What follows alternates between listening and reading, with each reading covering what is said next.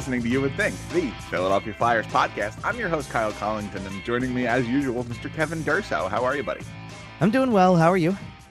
I'm doing okay. If you had pointed this date out to me, right? April 21st, 2024. If you had asked me in September what I'm doing, I'd probably tell you I'm doing this. We're doing our playoff preview. Flyer season is over. No big deal. If you had asked me 6 weeks ago, I'd be telling you I'm prepping for playoff games. Right. Maybe they would have even already played a game one. We'll talk about that as we move on. We're sitting here recording on Sunday morning. As we're diving into stuff, we got a lot to get into today. The end of the Flyer season. You got a playoff preview. There may or may not have been a team that moved, and a whole lot of nonsense going into all that. We'll dive into all that in just a second. Before we do, follow us on social media at YWT Podcast. I'm trying to be a little more active over there during these playoffs. Make sure you're also following at Kevin_Durso. Follow us everywhere you find your find us everywhere you find your podcast, including sportstalkphilly.com. Subscribe to our YouTube channel. Leave a like. Do all the YouTube stuff on that. So, okay. Diving right into it. We're going to start off the top of the show. We are a Flyers podcast. We're going to dive in on the end of the season here, and it ends with a disappointing loss in Washington on Tuesday night. The Flyers put themselves in this spot. We kind of did a little bit of a postmortem on last week's show. We knew it was unlikely that they were going to make it at that point. They needed a very specific set of circumstances to go right. It did not, because the Detroit Red Wings just absolutely refused to let a game go in the last 10 seconds. And we had a whole bunch of circumstances with Flyers pulled the goalie in regulation, and there was a whole lot of nonsense going on. Kevin, what was going on Tuesday night? Trying to follow a lot at one time. I mean, I think that specifically on Tuesday night, you know what? We can't get to Tuesday night without starting with Monday night, I think, because Monday night was really the big scoreboard watching night. And again, it's what happens when you rely on watching the scoreboard, that you need everything to go right. And the Flyers were getting one result that for majority of the night was going exactly right. You're sitting there, and at the end of the second period, it's 4-2 Montreal over Detroit. At one point in time, it was 4-1. And you're like, okay, that's for them to hold on. Yep. Right. You need a regulation loss there, and Detroit's a non-factor. Then you had the Washington game, Washington playing Boston. And the result didn't necessarily matter. It was only going to dictate what you needed on Tuesday against Washington. And it was just one of those games. Washington just took everything away. Boston barely. I think at one point in time I looked up, and Boston, with 5 minutes left in the second period, had like 10 shots on goal. That kind of night, right? Well, and it's a Boston team that isn't really playing for a whole lot. That it may or may not have been trying to lose the Atlantic Division so they could get Toronto. We'll talk about that. Fair. I was going to say, that's what I was going to say. It's like, I wouldn't say they weren't playing for a whole lot, because they were, like, a division was on the line if they wanted it. I think the question is whether they wanted that or not. They played hard in the third period of that Ottawa game. They really tried to make that game look interesting and kind of push back. They took the night off against the Capitals. That was, listen, if you're ever going to kick a player out of the league for throwing games, shout out Jonte Porter, then it would have been on a game like that, because I'm not accusing anybody of anything, but man, they were taking it easy that night. Well, at the very least, here's what I will say, because if you're sitting here saying they tried to make the Ottawa game interesting in the third, there was nothing interesting about that game. No, that's fair. There was nothing interesting about that Washington-Boston game at all. Right. No. There was plenty interesting about the Pittsburgh-Nashville game, which should have been 4-0 at the end of or could have been 4-0 at the end of the first period. Now, see, here's the thing. You really want to talk about a team that was a no-show. The Nashville Predators, who got outshot in the first period 20-5 and could have been outscored 4-0, were sure a no-show. And yet somehow or other made that game interesting late second period. It was 3-2. Yep. Yeah, Nashville's a good squad. Yeah. They're a good squad. Obviously, we're going to talk about them in a little while, because we do have playoff preview to come.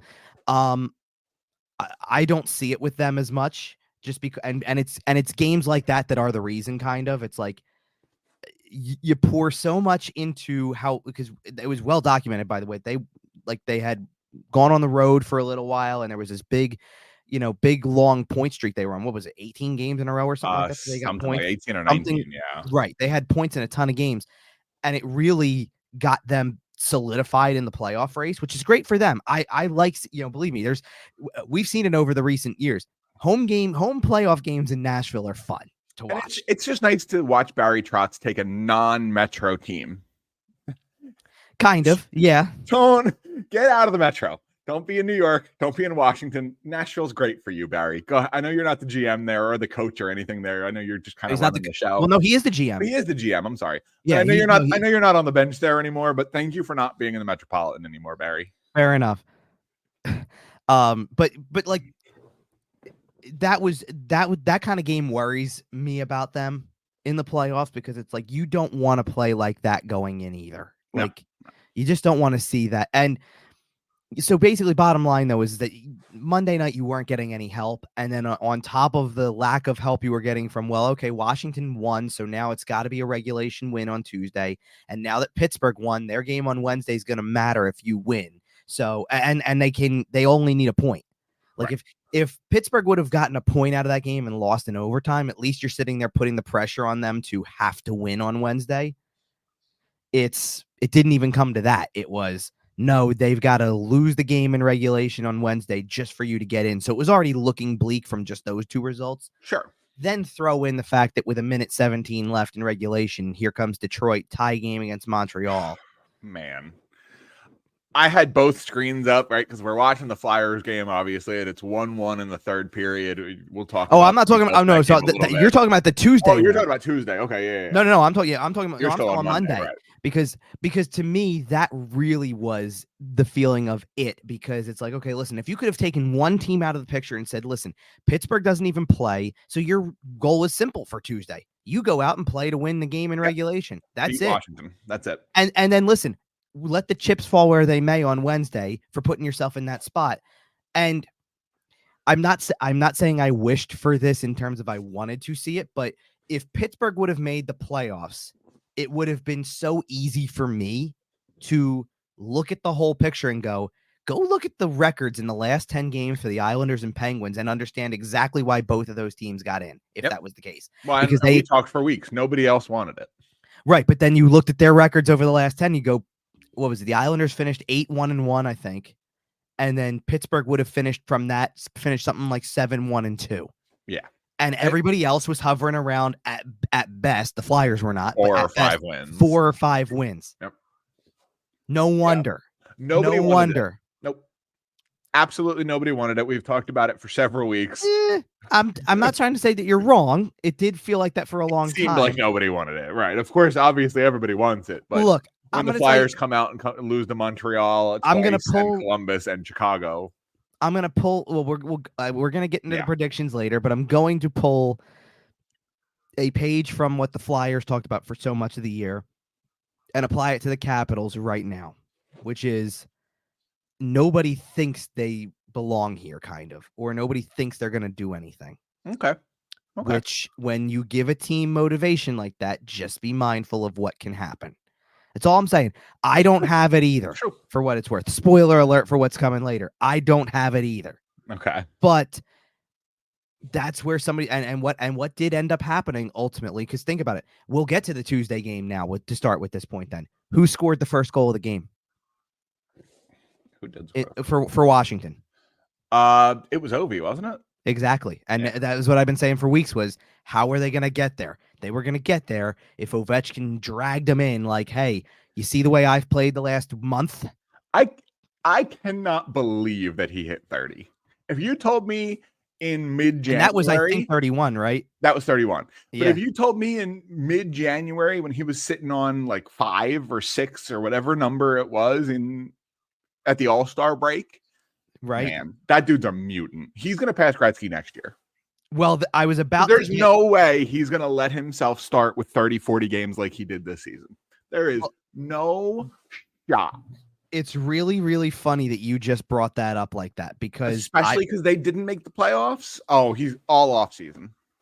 Off-season. Well, because... So, like... I'm trying to pull up his overall numbers because I want to see the...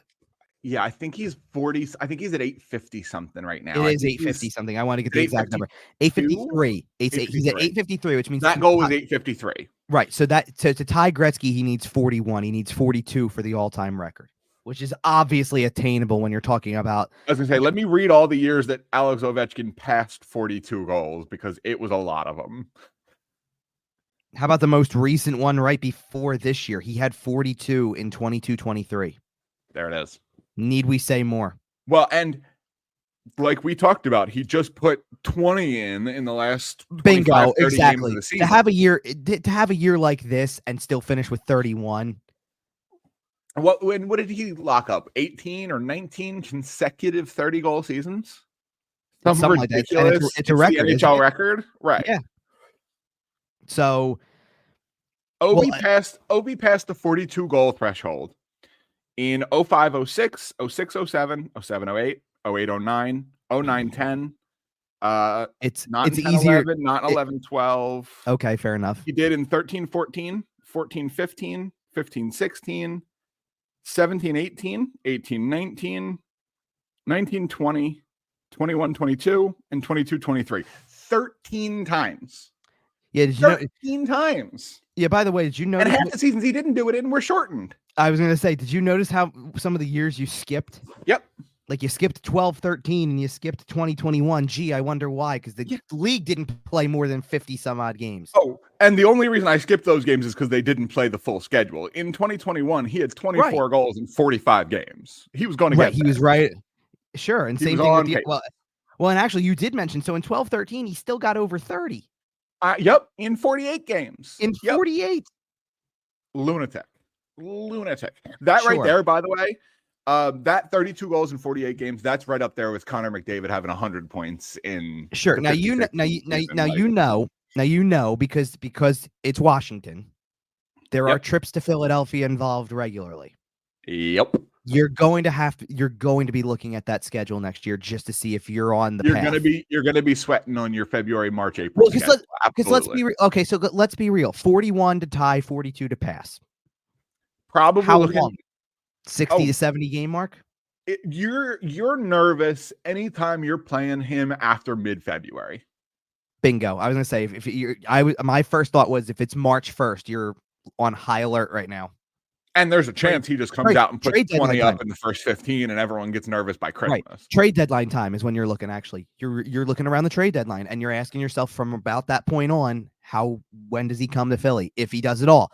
Because and I do mean that, if he comes at all, because the schedule's been weird lately. I was gonna say, I know we all complain about, they're done playing the Islanders by November, or like whatever these weird scheduling funks are. I'd be okay with being done with the Capitals by Christmas next year. I don't want that to happen in Philly. As much as you don't, there is one element from my perspective that I'm so curious about, and it would be how full of Capitals fans that building is. No, it's not from the fan perspective. Oh, really? Okay. I would want to see what media frenzy comes in. Oh man. Because can you imagine if he comes in with that on the line? And the rest of us, by the way, like people like me, are there to just cover the team we're there to cover. I wonder if they're going to have national people everywhere. I wonder if Gretzky's going to start traveling with them, like Howe traveled with Gretzky. I mean, he's not going to have to do it anyway until let's be realistic. He's really close. Well, let's be realistic. He'd probably need to be within a hat trick of it to start really making him want to go out regularly. When he scores number 890, I think Wayne Gretzky gets his plane tickets ready. That's fair. Yeah. Totally fair. Yeah. And plane tickets. Gretzky's on a private jet. But anyway.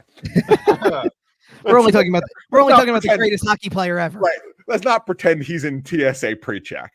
Okay. You can, by the way, because you can partially see it on my screen. So I'm gonna have to replace a picture, aren't I? Oh yeah. Absolutely. Well, no, I actually see. I take none of that. Gretzky on the other side. You're just gonna have to put Ovi up. You're just gonna have to put Ovi up under. Well, yeah. Well, okay. And for what it's worth, by the way, nothing changes on the one side of my office here because it's completely dedicated to Gretzky. So it is a moment though that yes, I would love to add to the other side, to this side of the room, and throw in. And you know the craziest thing, just while we're talking about kind of the goal chase here, yeah, Alex Ovechkin might not hold that record nearly as long as Wayne Gretzky did. Have you looked at the Austin Matthews career track? I was gonna say, if guys regularly put up 60 to 70 goals, then yeah, we got a different story here. and Austin Matthews is in his prime, and Ovi wasn't scoring 70. He was scoring 50s and 60s, but he wasn't scoring 70s, man. Yeah, I hear different you. animal if you're getting away with those. Okay. Anyway, so getting into the rest of this loss, Ovi does get the first goal. Sure. Well, and I let's also give a shout out here because the other guy who I think willed them into the playoffs was Charlie Lindgren. Oh yeah, he played back to back and well. win both, and they had won Saturday too. Yeah. So they went on a 3-game winning streak. And the Flyers were out shooting the Capitals this whole game. Like they were putting it on them pressure wise. For a large portion of the game. Not really in the first period, but the second period, especially once they scored the tying goal, of which, by the way, and I'm not trying to say, like, again, we talked about this guy last week. We have a ton of respect for him, and he's a great dude. Yeah. I loved interacting with him. I don't know if there will be any in the future. There wasn't really for what it's worth, there wasn't as clear of an answer given with him as there was with. I mean, it's pretty well assumed at this point, and I think maybe they just didn't mention him by name. But you're talking about Eric Johnson. Yes, of all people to score the last goal of the season for the Flyers, it was Eric Johnson. Your Nick Sealer or your Nick Walker or Sean Walker replacement. Well, Eric. Okay, so let's do this even better. Eric Johnson scores the last goal of the Flyers season, and scores it on a deflection net front. Yep. Please, if you had that on your bingo card, you should go play the lottery. I was gonna say call your lottery book because that was one of the last things and the thing was like I know that they tried to give the goal to Sean Couturier first or whatever, and I'm not saying Couturier wasn't there, but when a player is scored by the reaction, the smile, yes. Oh, absolutely. It was I wasn't even worried about the smile. Eric Johnson would not celebrate like that if he didn't touch that on the way in. That's true. That's think about something for a minute too, for that kind of emotion, by the way. That's a former Stanley Cup champion who definitely knows about this time of year.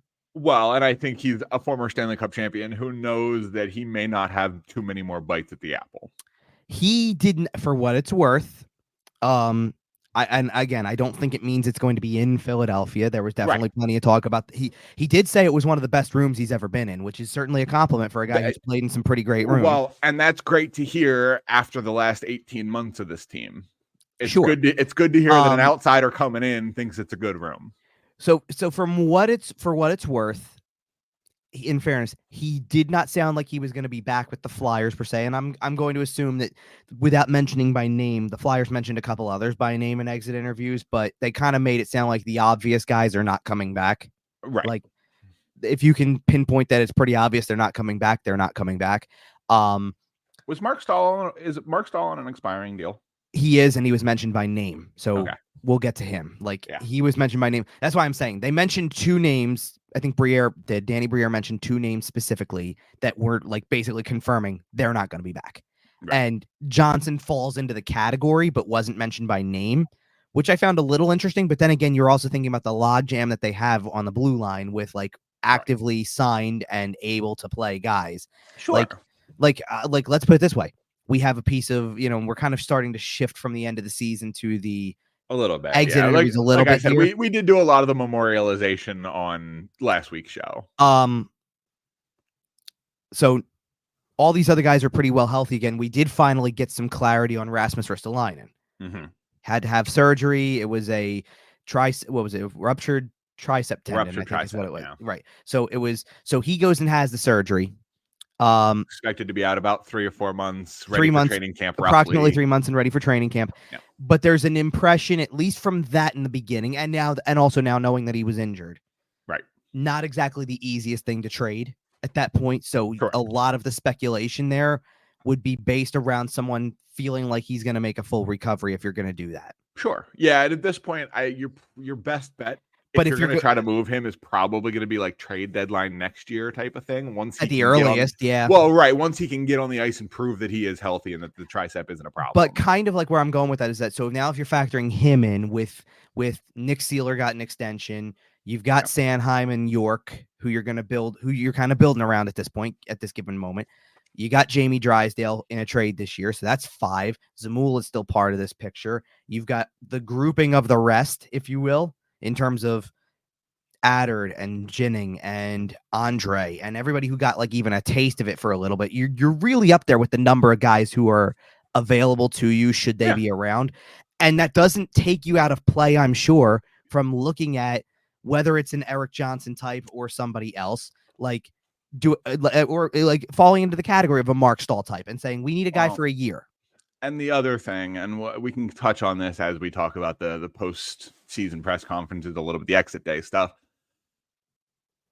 I don't know anything. This is not coming from any sort of knowledge or, place of information. This is just your thought process. Yeah. You're wondering. I wouldn't be too terribly surprised if Danny Briere wants to make a bit of a bigger splash over the offseason.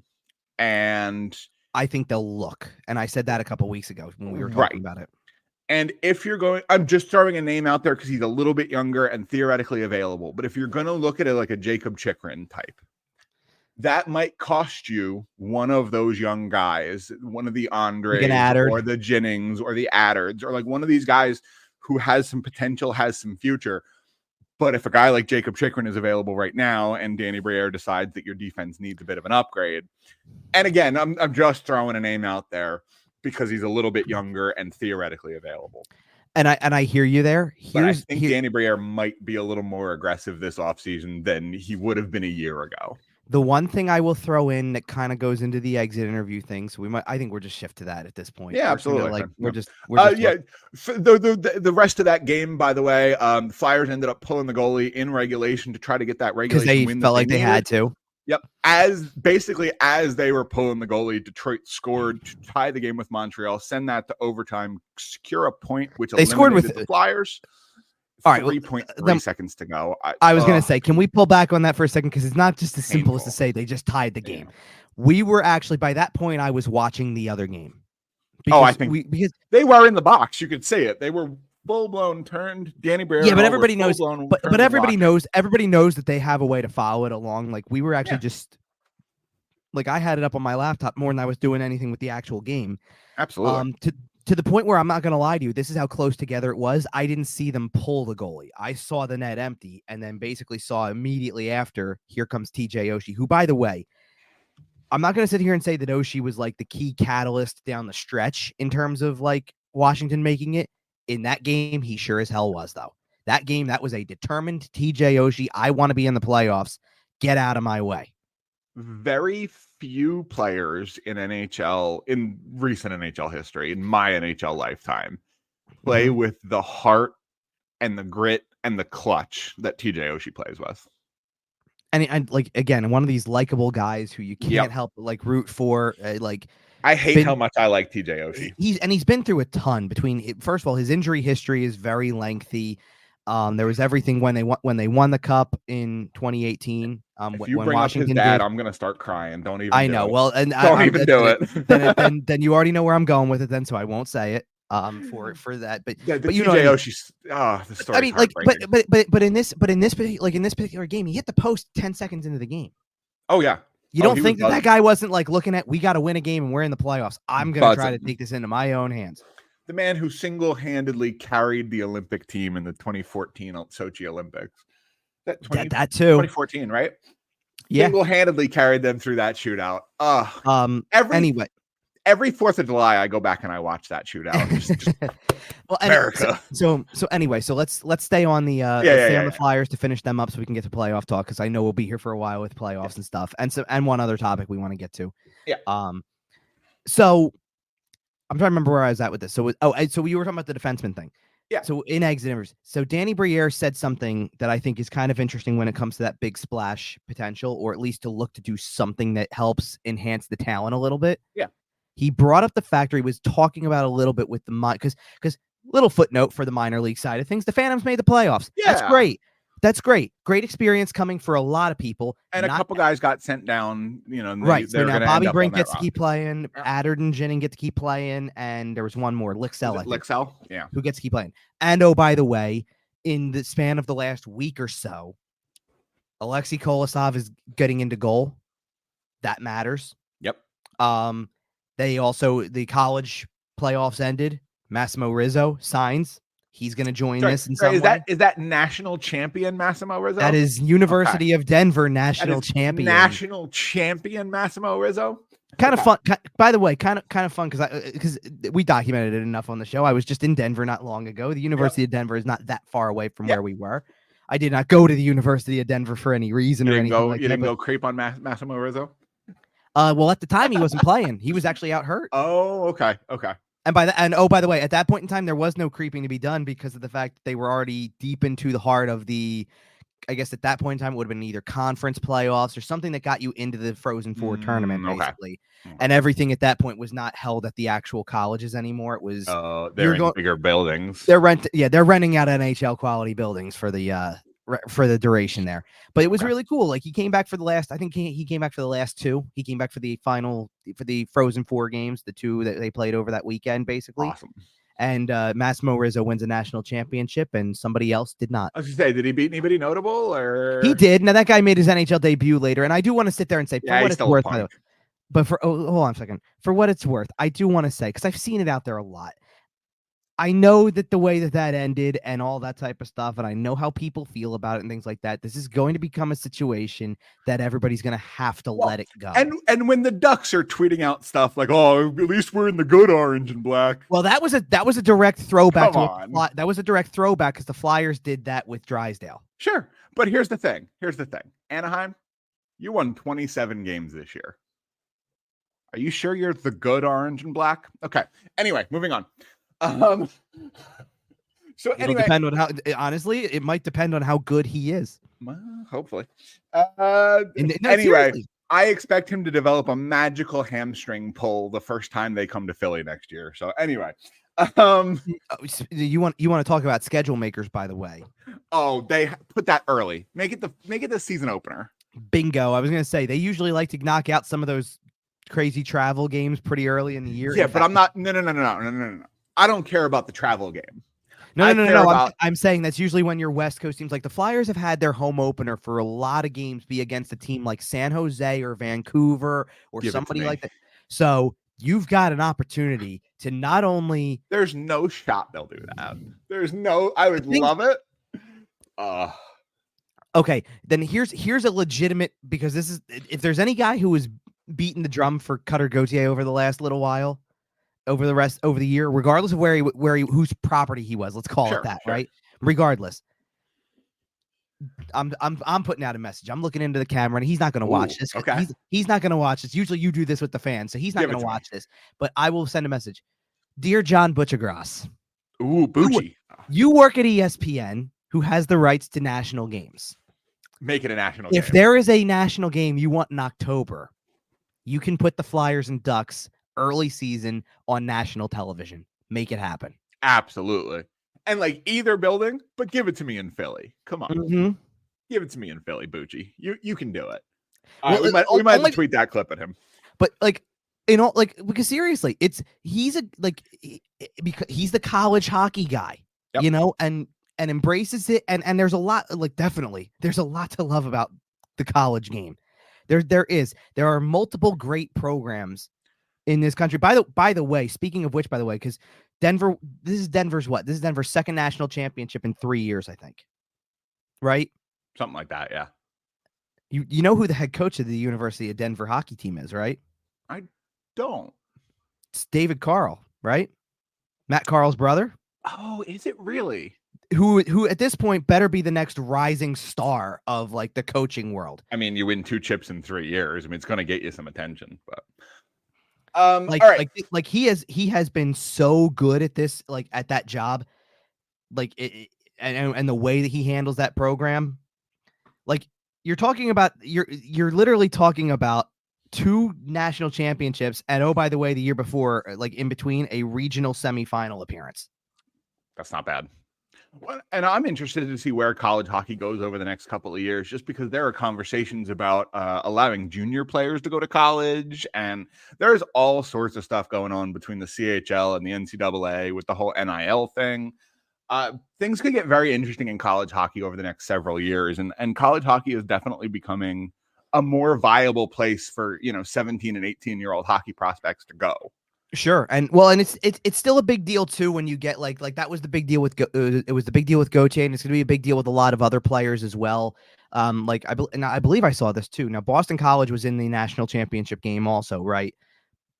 I believe I saw, if I'm not mistaken, I think Ryan Leonard's going back Brian Leonard's going back. And is doing his second season and things like that. And it's like, okay, like there's an element where guys are taking an approach where it's not your typical college path where it's one and done and it's let's go pro. Some guys do, but Rutger McGroarty might be going back for his 4th year. He might be joining the Winnipeg Jets. There's another one that's kind of up in the air. It is, but if he doesn't, at least you understand after a junior season to a senior season, it's like, okay, I get it. Sure. That's where you kind of make those decisions. You're seeing like you're nervous if you're the Jets though. Well, you are, but you're not. I get a little nervous on that. If you trust that he's coming to you, that's fine. But if you think he's going to pull an Adam Fox, then maybe not. Fair enough. But either way, so let's get back to back to the interviews here. Okay. So Danny Briere made it sound like because of the amount of defensemen they have that played, I guess, at that level and that are in the minors that are like, he kind of made it sound like there's not a single forward I can pull from the minor leagues and tell you they're ready. But defensemen, yeah, you got your Addards and Jennings and Andre and, okay, yeah, there's some names. There's guys we got to watch for, right? All right, so if you don't really have any forwards that you think you're grabbing from the minors, other than to sit there and say like the obvious choices, which is like, hey, guys who actually did play this year, like Brink and Lixell, and I know that guys like Elliot Desnoyers and Zaid Wisdom had a little bit of a tough year. Well, Wisdom's going to be a tough one. He's a project. Yeah. Well, he always was, and I think he still is, and that comes into play. Desnoyers, I don't think played enough this year. Okay. Like I think he dealt with some stuff, so he wasn't able to play as much, and that kind of got in the way of that, and that will do it too. Well, and these are a lot of the guys. These are a lot of guys who most of the scouting on them was done during COVID and done during shortened or altered or canceled seasons, and there's all sorts of funky development on just a large swath of young players right now. Sure. By the way, speaking of development of young players, the London Knights are killing it in the OHL playoffs. Denver Barkey and Oliver Bonk, baby. I mean, you can tell me, is it good to go 8-0 in your first 2 rounds of the playoffs? I think it might be all right. Yeah. Is it good to win every single game you play in the playoffs? Yeah, and yeah. That team is pretty scary. Okay. That team is scary good. Like I told you before, like, well, okay, so back before the Gauthier trade happened, by the way, I think I had said a couple times before, like, it's going to be a crime if that Boston College team doesn't win a national championship, and they got there, and then credit to Denver for playing a game that actually shuts them out,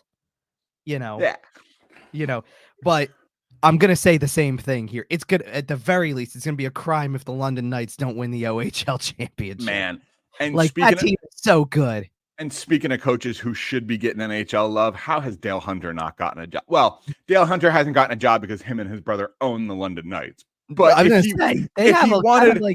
he wanted a job at the NHL level, I'm sure Dale Hunter could get one at this point.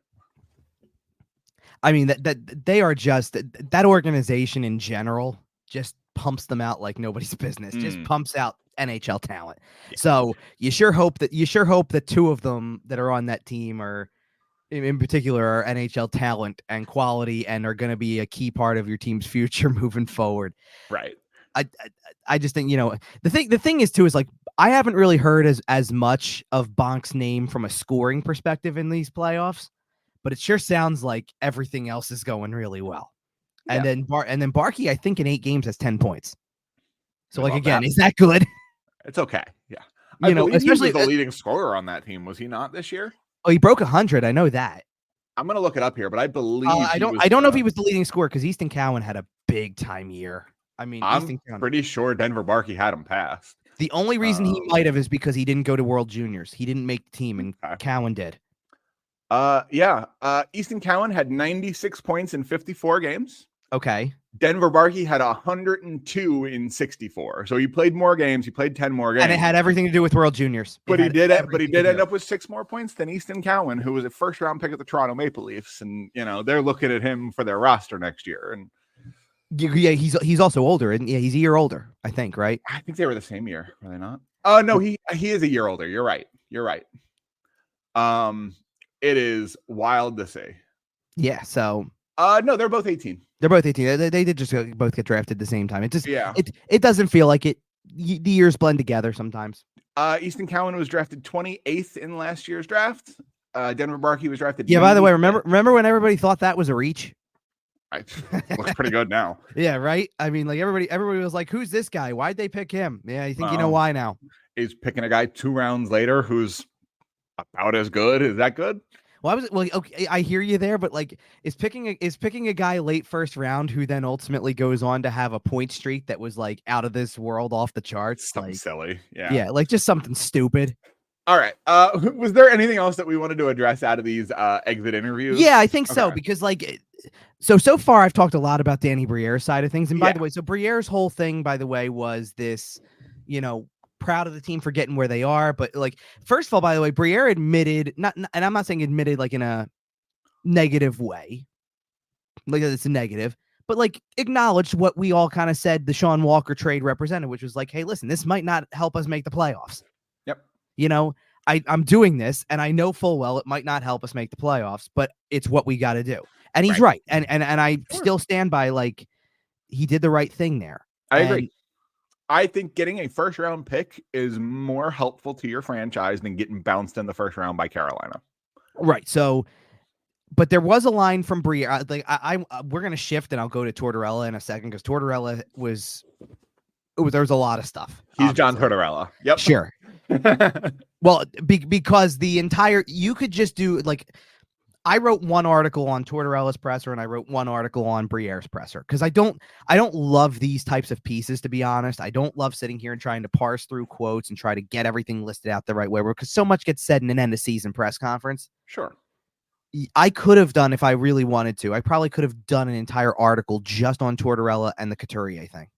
Yeah. Just on that, because it was he gave a very long answer of it, and there's certain things that he said and the way he said them that we have to talk about. But I want to start with this. Hearing a little pissant always makes me laugh. Well, that's true. And I know that's not what you're talking about, but this was the most interesting line from Briere, I think, because obviously both Tortorella and Briere we're a ways away, right? And that's fair to say. I get it. Like, yeah, if you made the playoffs, you were making the playoffs barely. You are not Boston or Tampa or Toronto or Florida or the Rangers. And even if you did make any sort of run, it would be a lightning in a bottle. Exactly. Yes. Exactly. But I found this quote interesting, so I'll read this a little bit. Because this one was good to me. I still am not quite there as far as saying that we're a contender. I don't believe we're at the point where it's time to let some young assets go to try to get better quicker. We're not there yet. There's certainly a lot of players that have brought some optimism as far as believing that we're going in the right direction. We have to be careful, and I know the expectation next year will be that, we got to get into the playoffs. I don't even know that we're there yet.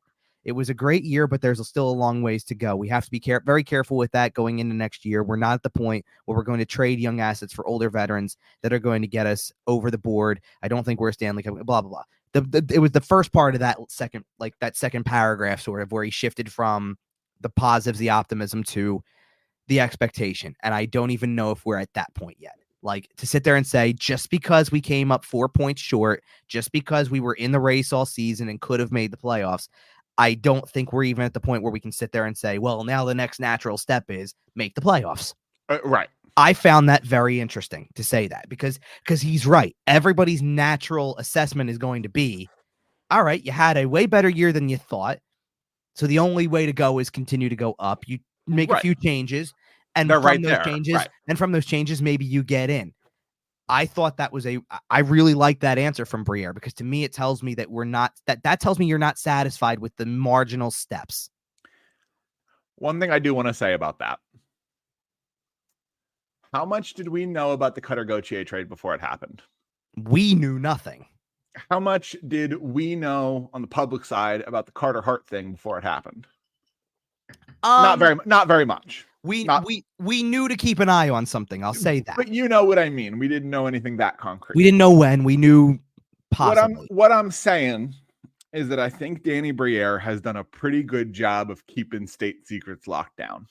All right, well, see, okay, so the example I would use then for what you're trying to say is not how much did we know about the Carter Hart thing, but I would say how much did we know about Ivan Fedotov until it There you just go. happened, There you right? go. I get your point there. It's like, But yeah, the Cutter Gauthier trade just showed up out of nowhere to everybody else while Briere worked on it for 6 months. and The why was Fedotov that? thing, Why did that stay so quiet?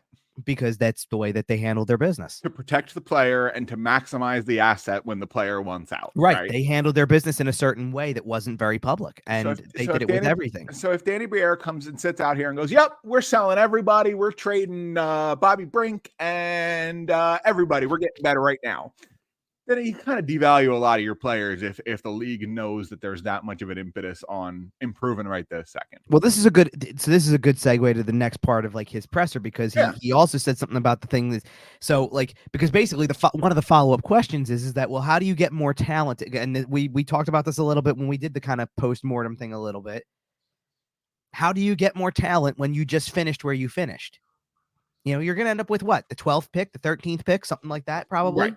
Right. So how do you get more talent when you don't have a top 5 pick and you fell short of the playoffs? You're not going to necessarily get that high end guy per se. So how do you do it? Well, and Briere said, Briere said that the bulk of it still needs to be done through young guys, mostly through the draft. Still believe that they can get a very talented player with the pick. Outside of that, it's tough when teams have talented players. They don't want to trade them away. So here we go. Here's the big quote. What I'm saying is more that we're probably not going to throw a lot of money at a free agent to come in and take us overboard. We're not going to trade young players for older veterans that are going to bring more talent. We're still going to respect that timeline that we've put in place. That hasn't changed. If there's a trade that makes sense that can bring more talent, and there's a way that makes sense, maybe it's a hockey trade. We're definitely open for business, and we're going to keep exploring that.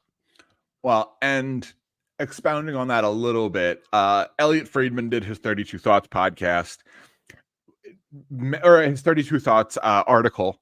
I was going to say, is this the written version? Because I did see this yesterday. Did roughly 40 thoughts. Had some points on the Flyers. Sure, he did a point on every team, which was really good. Yeah, and he usually does that after the season. He really tries to give every fan base a little something. But one of the things he mentioned was that he was not sure about Joel Farabee. Yeah, I knew you were going to come to this at some point. Yeah. And now, obviously, I don't know anything. I certainly don't know more than Elliot Friedman knows. But he's the kind of guy where he doesn't mention names unless he's heard that name mentioned. Now, maybe not specifically, maybe not here's the deal, maybe not they're definitely trading him, maybe not blah, blah, blah. But it sounds like Joel's name has been conversed about. Well, let me kind of throw it to you in a different way for a second with this. Yeah. Correct me if I'm wrong. I'm not looking at the 32 Thoughts article at this point. Did Elliot Friedman word that as because this is just my recollection. If I'm wrong, let me know. Yeah, I'm pulling it up. I wonder about Joel Farabee. I believe that is what he said. Because I'm going to tell you right now, that's just, you're right. He wouldn't necessarily throw a name out there without having heard a little bit of something potentially. But at the same time, I'm going to tell you right now, that's a conversation that's come up in the press box too. Not saying like everybody's heard something. It's look at the second half that Farabee had and how inconsistent he was and how the scoring kind of dried up for him. And it's fair to sit there and say to wonder about him. I agree with that wholeheartedly, because let's just wait. Think about the guys they have committed to. And I know Farabee technically is kind of one, but Farabee wasn't signed by Briere to an extension. No. He's not. He's not a Danny Briere guy. So and it doesn't matter if he is or isn't. I think they see something in him. My point is more saying, well, Tippett's not going anywhere. He signed Tippett to a big extension this year, so that's obvious. And Briere was at least a little bit more heavily involved when you were signing Sanheim or when you're signing. Trying to throw one more out here because I know there's another name. I think Briere was still around. I think also when Briere likes Couturier anyway, so I would imagine that Couturier is like part of that picture, for getting that extension in the first place. But you know what I mean. Okay, so Farabee is one of those, if there are two players that I wonder about, it's Farabee and it's a little bit Travis Konechny, and I'll tell you why. It's not that I don't think they think Konechny is not valuable to this or whatever. I heard more from both sides because Konechny talked about it a little too. More of what sounds like don't call it a sure thing that on July 1st he's getting a big extension. Interesting. Like we'll Is just it like an have to I wait. want to test free agency thing? Is it an I No, don't like Philadelphia thing? Is it he said I love Philly, and okay? I don't doubt that. I don't I'm not saying I don't believe him there. I think that if you're looking for because I think with the way the question was phrased, that it's like, is there conversations? Has anything started with that? And the answer kind of was no, right? Okay. And I'm just wondering, for literally the follow-up quote to all of the stuff I just read that Briere gave was, the players are going to guide us in terms of where to go with this thing. I don't think we're there yet. There's still more to do before we can take the next step and start pushing the envelope. So don't you think that involves a little element of, I don't know if I should extend a year early, or at least a full year early, the guy who's 27, 28 years old, or that's the age he's going to be once he gets the extension to kick in. Yeah, I'm gonna give him 8 years right now because I know it's gonna fit our timeline. Owen Tippett, he was willing to do because Owen Tippett's 24, 25. Right. It's right. And you're getting his whole entire prime. Eight more years starting at 24, 25, different story. I get it. But starting Travis Konechny, if you're looking at an 8-year deal on Travis Konechny, you're looking at least the possibility that the last 2 or 3 years of that, well, sure, and he's getting overpaid. And a quick counterpoint, because guess what? You know who's even older than that? Travis Sanheim. But Danny Briere wasn't the guy at the top of the chart when that contract got signed. When that contract got signed. By the way, who knows? The Elliot Friedman blurb 32 Thoughts. He wrote a bunch of stuff on the Flyers, but this is the paragraph that everyone's kind of focusing on, and I'll just read the whole little paragraph here. They're expected to announce a 2-year extension for Ivan Fedotov at any time. Good to know. And Samuel Ersson took huge steps under less than ideal conditions. Mm-hmm. True. A lot of their young players, from Cam York to Morgan Frost to Tyson Forrester, improved their standing. Cam Atkinson made it sound like he will start anew in 24-25.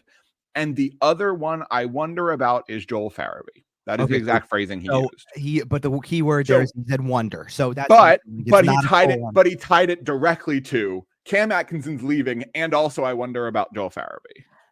That's what it sounds like to me. Okay, and the only reason I think he's saying that and using that terminology there is because it requires more work than everybody knows. The way Cam Atkinson's not a Flyer next year. Everybody knows it. There's it's the same way Ryan Johansson's not a Flyer. Well, I that's a whole nother story. You don't think he gets LTIR'd, Cam Atkinson? No, I think he gets bought out. Oh, okay. You just think they buy him out? Okay. Yeah, it's Cam Atkinson can still play. Like, I'm not. But so Marian Hossa could still play too, and then he developed some weird skin condition. Come on. I don't think that Cam Atkinson wants to do that. Okay, that's valid. That's my point. I think Cam Atkinson thinks he can still play, and I think when it comes down to it, the Flyers are going to be like, not at that price tag, not right now, and not for who else we could play. It's time for everybody. I bet Cam Atkinson's banged up enough that you could get him to LTIR if you really wanted him to. He's gone through enough injury in his career. You could get him there. But as it says, I'm just saying, to me it's a buyout. I want to go back to a couple other points that are in that then, because sure, the Fedotov 2-year deal thing. Sure. Here's the simple. Let's say it's not the 2-year deal is not confirmed, but he's coming back is confirmed, because you're not going to bring him over 10 games before. It wasn't even that. It wasn't even about that anymore. Both of them said it. Tortorella said right now, as far as I can see, it's going to be those two, and Briere basically said exactly that. It's them. Right. It's Ersson, Fedotov. They have confidence that Fedotov will be back, and they want Kolosov to spend an entire year in the AHL, which is exactly what we said for the last couple of weeks. That this is how it's lining up. You certainly can't judge Fedotov off of 3 appearances, 1 start, and all of the circumstances. And then you can't judge Ersson completely for having to play the amount of games he did down the stretch, right? Right. So it's both. Like you got to give that another year just to see if that's exactly the direction you want to go or not. And I've said before, I fully expect them with one of their 9 or 10 picks in the draft to take another goalie. I fully expect it. They've got 2 more that they just drafted that are Carson Bjarnason in the pipeline. Carson Bjarnason and Yegor Zavragin are both. Yep. And Zavragin, it looks like a good option as well. Bjarnason's very good for his level. For the league he's playing in. There's usually a lot of work to be done with those junior level goalies. The ones that they're pulling from, the Kolosovs and Zavragins and guys like that who are playing overseas and getting like in that men's full on leagues. Yeah, exactly. They're already getting some of this. It's just about the adjustment once the time comes. But I think they're more physically prepared. Fedotov's an exception because I don't think he's as physically prepared, because how can you be when you had the last 2 years of life that you had? Like, oh man. Yep. The greatest thing for him is going to be, what? You don't have to be the guy in the playoffs. Like, and I'm saying, by saying the guy, I mean like potentially a guy. Like, it was always, if they had made it, it was always going to be Harrison. But but when you're starting to see a game slip, if you were to throw him in now, it's like you're not going to be leaned on the play in a playoff game. Now you're going to go and be able to take, what is it going to be? 4 months, 5 months, and be like, and I wonder how Ivan Fedotov is going to handle not looking over his shoulder all the time. Like, think about what happened to this guy. He got arrested at the hockey rink and told he was dodging military service, and then they sent him to Siberia for a year. Yeah, and then you're still living in Russia, playing in Moscow for like the team. Yeah, it's like, how are you not looking over your shoulder every day when guys are getting pushed out windows and mysterious illnesses that you yourself have already seen? Mm-hmm. Like, I wonder. You've been through a lot. Right. I wonder if just the mental offload of being able to relax really, really helps Ivan Fedotov over a summer. Sure. And being able to work at presumably at their facilities and do all of that. Like, that's going to matter. So hopefully that's the case, So that was the first part that you brought up. I think that the second part you brought up is pretty substantial. The guys that are in good standing. Yes. Especially to hear at least one name in particular. Can you read me those three again? Yes. Well, sure. That's because there's been times where that hasn't been the case. Right? Cam York, Morgan Frost, Tyson Forrester. Okay, well, there's no shock there with York because York stepped up immensely in the last half of the season. Cam York has been great this season. And would I have liked a bit more of a robust defensive core in front of him so he didn't have to do all of that? Yeah, I would.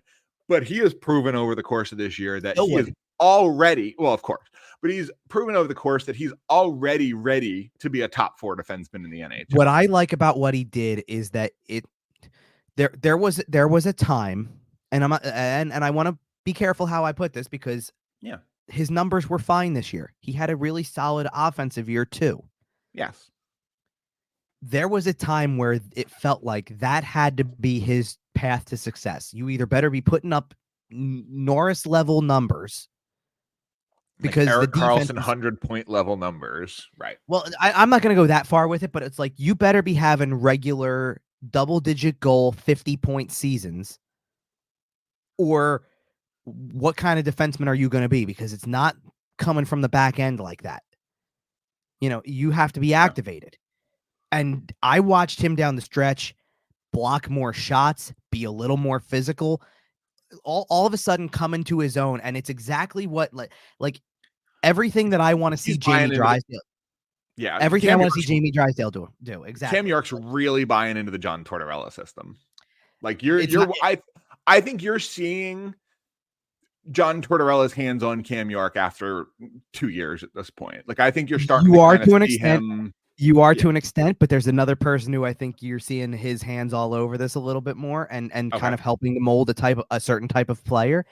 I think that Cam York, it seems like, he doesn't even have to be hanging out with him that much. It just seems like he's gotten pointers from the guy and is playing a little bit more of his style. I think he's been hanging around Nick Seeler a lot more because he's turned into a little bit more of a better offensive Nick Seeler.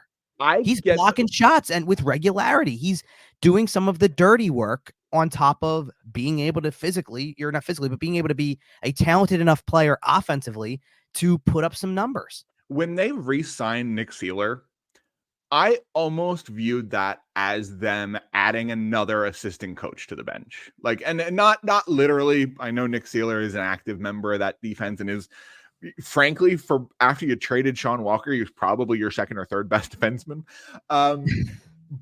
Just given who was healthy at the time, and I know he wasn't, but you know what I mean. But he really has taken on the role of hey, I'm going to be a mentor to these younger kids. And even though I haven't necessarily been an elite high-end NHL player, I know what it takes to be a professional. I know how to turn yourself into a well-rounded, useful defenseman. And I think he is passing that along to all these kids. And I want Nick Seeler on this team when your Adard and Ginning are coming up, when Emile Andre comes up, when Bonk comes into the picture. Right. Like if Emile Andre starts next year on Nick Seeler's, like if Nick Seeler's your one defenseman and Emile Andre is the other on your third pair next year, are you upset about that?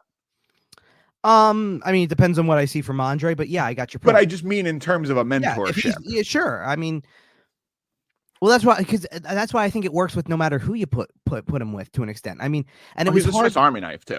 Absolutely. And it was hard down the stretch because everybody was trying to come back from an injury at the same time. I get it. Like literally, you threw a previously injured pairing and said go play because they put him with Drysdale. Right. It was Seeler Drysdale, and it's like you know in your most critical point of the season, that's what you're asking for.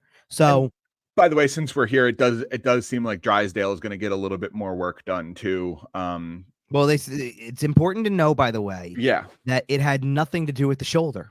Right. The shoulder's not what's getting any procedure done if there's a procedure. It's a core injury, it sounds like. Right. That's what Briere said about it anyway. So it's a core injury, which proceed with caution in a couple of different ways. One, obviously, it's still a procedure, and any procedure that has to happen is a procedure. So has some risk to it. Yep. Start with that. Then the second part of the equation is that we've seen guys have core muscle surgeries that don't look the same next year. Yep. Sean Couturier, Claude Giroux, Joel Farabee. Look, there's a big problem because like right away, like I've seen it already too. There's a lot of people that are already out on Jamie Drysdale after 6 months, and literally this guy was like the next coming of Bobby Orr when he showed up because he wanted to play here. Because he showed up and smiled and helped the team, right? Well, because he was bingo, because he came in and was like, I'm here, it's great to be here, blah, blah, blah. And the guy that got shipped out for him was like, I'm not playing here, blah, blah, all that stuff too, right? Like who will only ever be referred to as quitter. Right. But like, that's my point. It's like, and now everybody's out on the guy because he suffered a shoulder injury. So and then came back and didn't look as good. Like I'm telling you the two most important things: stay healthy and bulk up. That's the two most important things. He's got a lot of work to do in other areas of his game. Defensively, he's got a ton to do. But the two most important aspects are you're going to need more physical strength to actually handle the NHL, and you're going to need to be able to stay on the ice. That's best ability. Is availability. But I've noticed in his style of play, I think so much more of it will come into place if he's stronger. I agree. Well, and okay, I'm not out on Jamie Drysdale. I'm hardly out on because I've only seen him play for 20 games. But I'm concerned. I'm not sitting here saying it's done, it's over, it's blah, blah, blah. I think Jamie Drysdale is the first real test of the new era in terms of the medical system, right? Well, and bingo. We watched the Flyers medical team fail several players, right? Sam Moran comes to mind. Other guys that, should have been good, successful hockey players, and they just couldn't get them healthy. And, Nolan Patrick's a little bit different, but generally speaking, I think Moran's a little different too, to be honest, because you get hurt in the same area so many times. There's not much more you can do. Devastating injuries. Right. Yeah. Like it just is, it becomes what it is. But regardless, Drysdale is the first real test of this new regime where you have a guy who is 21 years old, but already has a pretty significant injury history, has missed significant chunks of 2 seasons, has again, I'm not out. I like Jamie Drysdale a lot. I think when he's on the ice, he contributes a lot to this offense. I see him as, your power play 2 guy for the next half decade plus. I like Jamie Drysdale a lot, but he has to get healthy and he has to stay healthy. And maybe you're right. Maybe some of that is putting on a little bit more weight, being able to handle the rigors of the NHL season a little bit better. Whatever it is, he's got to figure it out. And he doesn't have a whole lot of time to figure it out because if he misses 40 games next season, all of a sudden, then you're talking big problems. Right. All of a sudden, we're talking about he's missing development time. Not even just is he good, is he not good? He's 22, 23 years old and he's barely played. Well, and it's exactly to the point about the trust issues thing that I brought up. And that's why I asked the question, because you're right. This is the first guy, it feels like, that the whole new regime has put themselves behind in terms of everybody was in agreement. If we had to do this, if we had to trade somebody who's a prospect of the level that Cutter Gauthier is, this is who we're going after. Yep. Everybody agreed to it. And by all accounts, everybody who's part of that front office made it sound like this solves a lot of problems with the blue line, that now we don't have the need to go in here's a perfect example for how you feel about it, or how they feel about it. They're going to pick twice in the first round of this upcoming draft, and one of the picks is going to be roughly 12th, like we said, unless they win the lottery. Right. And win the lottery does not mean first overall; it would mean second, I think, but still. Right. You get the point. Because you can only jump 10 spots with the new lottery rules. Even if they jump to second, they would be getting. If they jump to second, it'd be pretty good. Well, if they jump to second, because everybody knows who's going first, they're going to have their eyes on the other one. Yep. They're going to have their eyes on the other Russian if they got up to the top 5. Man. So, and another thing but I didn't want to go down that path right now. Yeah. But that's where I'm saying the trust issue thing, because if this is who you throw everything in, and you're going to say something like that in a year where the draft is beyond maybe the top 3 or 4, is primarily a good defensive draft. You're not going to find your number 1 center unless you're picking right at the top. You're not going to find your number 1 center in this draft. Right. So, if you're going to go after a forward with at least one of these picks.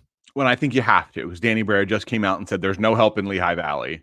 I think you have to take a forward with one of these picks. I'm just curious where they feel like they can do it, because I think you're going to get your hands potentially on a really good defenseman, even at 12, because I think that there's an element where the board is going to be all over the place, and it's everyone's self-evaluation. What if it's, are you getting a defenseman at 12 who's better, or, is going to be a part of your team and helping better than Sanheim, York, theoretically Drysdale? I think at the very least they can get somebody who falls into that category. Okay. I don't know if it's a number 1. But I don't know if they, how many number 3 defensemen do you need? Well, agreed, but all I'm trying to get at again is what I said last week too. It's not impossible. Okay. At the end of the day, think about something. The same draft year, I believe it was the same draft year. Ivan Provorov went with 1 pick in the top 10. Zach Werenski went with another pick in the top 10, and then Charlie McAvoy went, and it was the middle of the round. And fair. Who's got more playoff time? Who's playing big minutes in playoff games compared to the others? Well, and that depends. I would say that depends more on development with those particular instances, but in development. But see, how do you mean that? You slotted Charlie McAvoy in with Brad Marchand and Zdeno Chara and Patrice Bergeron and David Pastrnak. You slotted Ivan Provorov in with the tail end of Claude Giroux's prime and I hear. Well, you know what my problem with what you just said though is, if you're going to take Boston and then say, oh, by the way, that includes David Pastrnak, who was also picked at the spot that he was at. Fair enough. Then it means you're good at developing players, generally speaking, and maybe everybody else isn't. Who's the last player the Flyers developed, really developed into a superstar? Claude Giroux. Right. And that was how long ago? And you've picked in the first round how many times since then? Right. And you've picked in the first round to pick for you. Right. Even though we got the name wrong. You know what I mean, though. Right. And that's even a guy that you took a little bit later in the round. So I will give them credit on that. But then for the next decade, you picked in the same spot and didn't turn it into anybody. Well, fair. But all I'm saying is that, but that's my point, is what I'm trying to get at is that it's not impossible. Everybody wants to pinpoint it on the draft position. Well, you're never going to get anybody great if you pick 15th. You're never going to get anybody great if you pick 22nd. It doesn't happen that way. They just got to be developed the right way. And now you can argue that part of the equation, that you don't like them picking in those spots because it's more work and you don't trust them to do the work. I get that part of it. I just don't like the idea that everything is going off the rails with this, and that there's no path forward with any of these guys being picked in that spot because it's never happened before. And you have to remember that is muscle memory. That is the ghost of Bobby Clark just coming and sitting on my. And shoulder.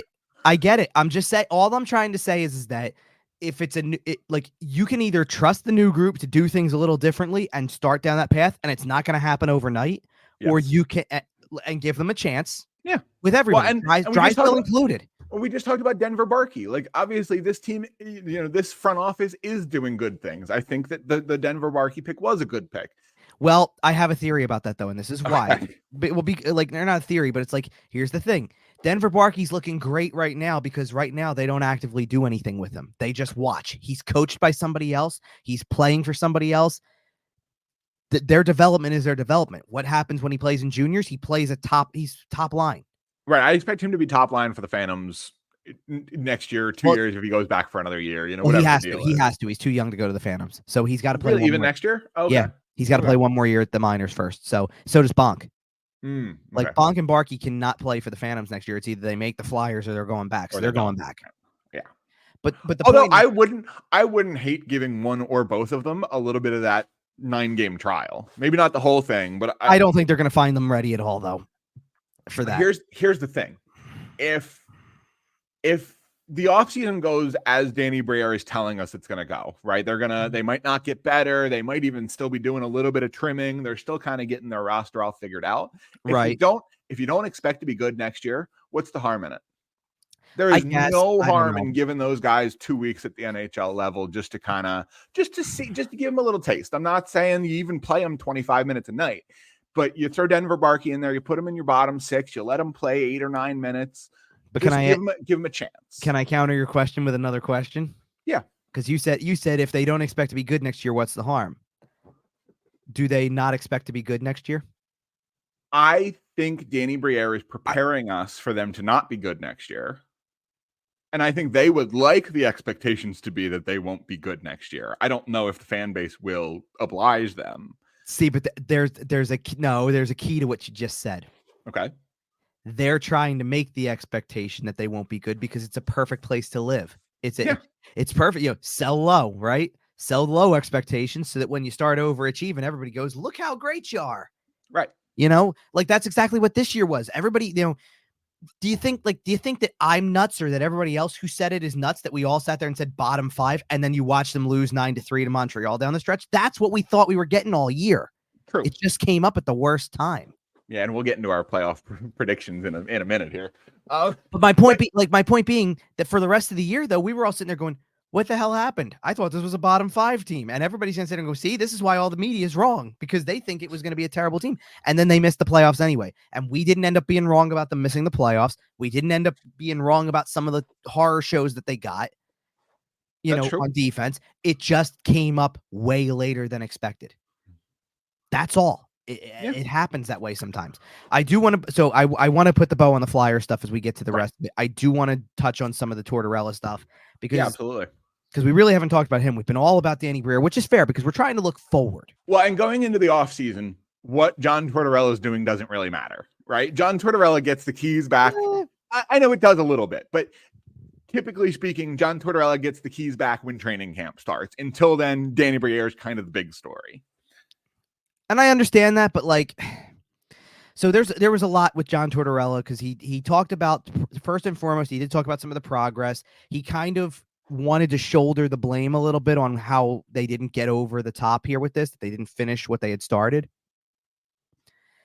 And on one hand, there's a lot of people that would sit there and say he was being accountable for his own shortcomings with that. And there's truth to that, but John Tortorella has his own way of being accountable versus what everybody else might think accountable is.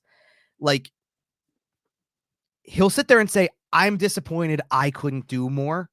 And at the same time go, I wouldn't change a thing. It's a little counterintuitive there, right? Like to sit there and say, I do it all the same again, but I wish there was more we could have done. Sometimes what you tried to do is a little too much or it wasn't the right direction. And you can't just sit there and say, wish there was more you could do. And then also be like, well, I would do it all over again the same way. I get the goalie thing. There wasn't much of a choice that you had. And let's look at it realistically. Overall, looking at this season, you took out the starting goalie halfway through the season and never, ever replaced them. Not really. And That's then not really on him as much. of course not. No. And then right around your trade deadline, you lost 4 or 5 of your top 6 defensemen. Sean Walker via trade. Sure. Sealer, Drysdale, Ristolainen to injury. Very few teams in the NHL are going to survive those blows. Factually. Sure. Well, let's go through, because I pulled certain things from his too, and I'll do it quick. Like, we don't really need to touch in the part where he talked about himself and where things fall on him and all that stuff like that, and the styles and all that stuff like that. That's his version of accountability. Sure. He talked about them being a ways away. This was an interesting line. I'll read this quote because this was an interesting quote to me. That's why it's important to be playing these games, and some guys that just weren't able to get it done. Now do you make a decision that they just can't handle it? Is that who they are, or do you continue working with them? All those conversations are going to happen in the next week or so with everybody in the organization. I have my thoughts, and that's how you build. That's how you go about it. Here's the interesting part of that, though. He's sitting here telling you now that the season's over. Do you make a decision on a guy that he can't handle it based on like 1 or 2 games? And yet he's made decisions based on 1 or 2 games in season, or sometimes based off of 2 or 3 minutes. Okay, so are we talking about Sean Couturier now then? Well, I'll get to Couturier, but I'm talking about even the last game of the season. Last game of the season, he shortened the bench. Who'd he shorten the bench with? Morgan Frost was on the bench for the last half of the game. Yeah.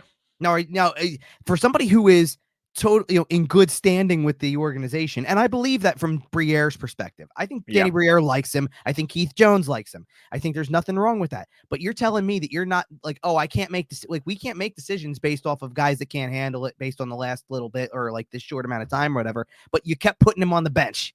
Right. You had no problem shortening your bench and sitting him on the sidelines. Now he talked about that what they did at the deadline was right, that this is how, like, by not, like, if they wouldn't have done it, that's how you get stuck in the mud and we're a ways away and blah, blah, blah. He brought up the fact that playoff games are different, which they are. I agree with. Playoff games are different. And that's the disappointment of not getting there, is that if they would have gotten there, you would have been able to sit there and be like, okay, listen, there's a further step to development. You get that experience or whatever. I think the experience would have been great for this team if they had managed to make it.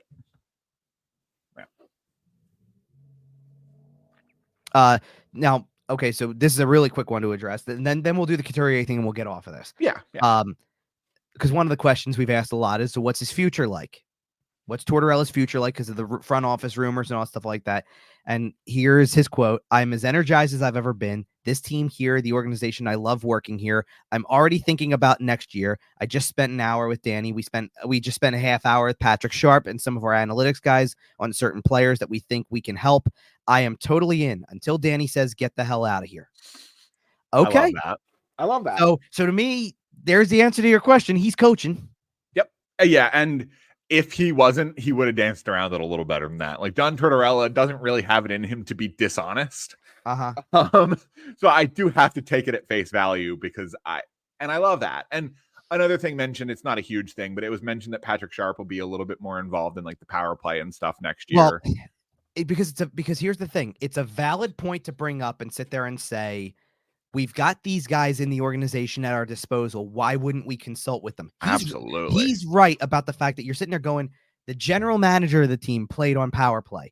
2 guys in your development with Patrick Sharp and John LeClaire played on power play. They've got Danny Heatley as a scout. Right. Consult with people who have done it before and do get some ideas. And get your power play fixed. Well, I just don't know if I agree with the end all be all, which is that there's no changes to the coaching staff in general. And I don't even mean like I don't think Rocky Thompson has done a bad job from a general perspective with the forwards. Like, if you liked what you saw from, hey, Bobby Brink looked decent in games and Tyson Forster looked good. Right. No. If you like that, I think he's got a role in it. And I do think that matters. I just think you shouldn't be, he should not be handling the power play that's finished last place 3 years running. No, and the Flyers haven't had a good power play in a very long time. The Flyers haven't had a good power play since Joe Mullen was coaching it. Oh, man. I thought you were going to say since Eric Lindros was on it. No, because the years that Joe Mullen was coaching the power play, it was great. That's true. Let's talk about the Couturier stuff. Yeah. Because that's really the bulk. He went on, like, Tortorella went on this big, long whole thing with the Couturier stuff. And it was certainly a popular topic. It's going to be going forward because, He's your captain. well, and this is where the idea of like trying to do things differently or having no regrets or whatever, like he talks about at one point in time, and one thing I'm going to sit there and say, because I didn't include these, like this part of it in the quotes or whatever, but a couple of times, like he got asked about the front office stuff, and the start of his answer isn't "I'm all in" or whatever with like coaching or whatever. It wasn't like he just answered the question. He looks at who asks the question and then goes, "Well, let me ask you a question." So this is what I mean by playing the cards that he plays. That, you know what I mean? Like basically as if to say, well, where did that come from? Because I'm not like okay, because he was trying to ask, does this have anything to do with those rumors? Right. And then eventually answered it. He gets asked about the Couturier stuff and starts again. Let me ask you a question. Why wouldn't I communicate with him if I'm taking him out of the lineup? Right. And I'm sorry, like I understand where he's trying to come from with it, but at the same time, the player literally aired it out in the media. Why don't you think anybody's going to run with that part of it? The player told the media, I know as much as you guys do. Right. So it certainly seems to think that that's why we think that. Right. We think that because the player told us. Well, and no, but then he went on because Kevin Kerr's asked the question, and then he was the one who had the article about talking to his agent and things like that. And that's where like you brought up the pissant comment. That's where that came from, is because now and he's protecting his guy and all that stuff. Okay, whatever. Torts tried to explain it from like a standpoint of this is how I would have gone about it. And why would I want to disrespect him in that sense or whatever? You know, and then he gets asked about, do you think this could affect the relationship? And he goes, not a chance, because we communicated through it. He goes, I know what Sean said to you guys after. It kind of caught me off guard a little bit. I think it's the first time Sean has been through something like this, so it really wasn't a big deal for me. I think it turned into a bunch of drama. You know, and then that's where the pissant comment came from again. Here's a guy pounding his chest because he doesn't really know what's going on.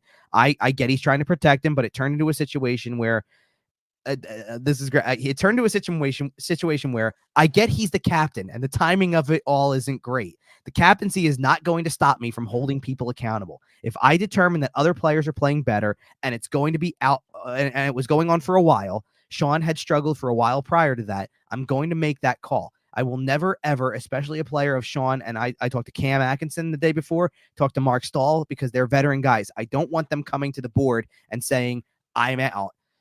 And so those conversations were had, and I'm always going to communicate in that type of situation. He goes, now whether the player agrees with it, and Sean didn't, that's what I love about him. He didn't. He disagrees. We just talked yesterday, and we disagreed on a lot of stuff.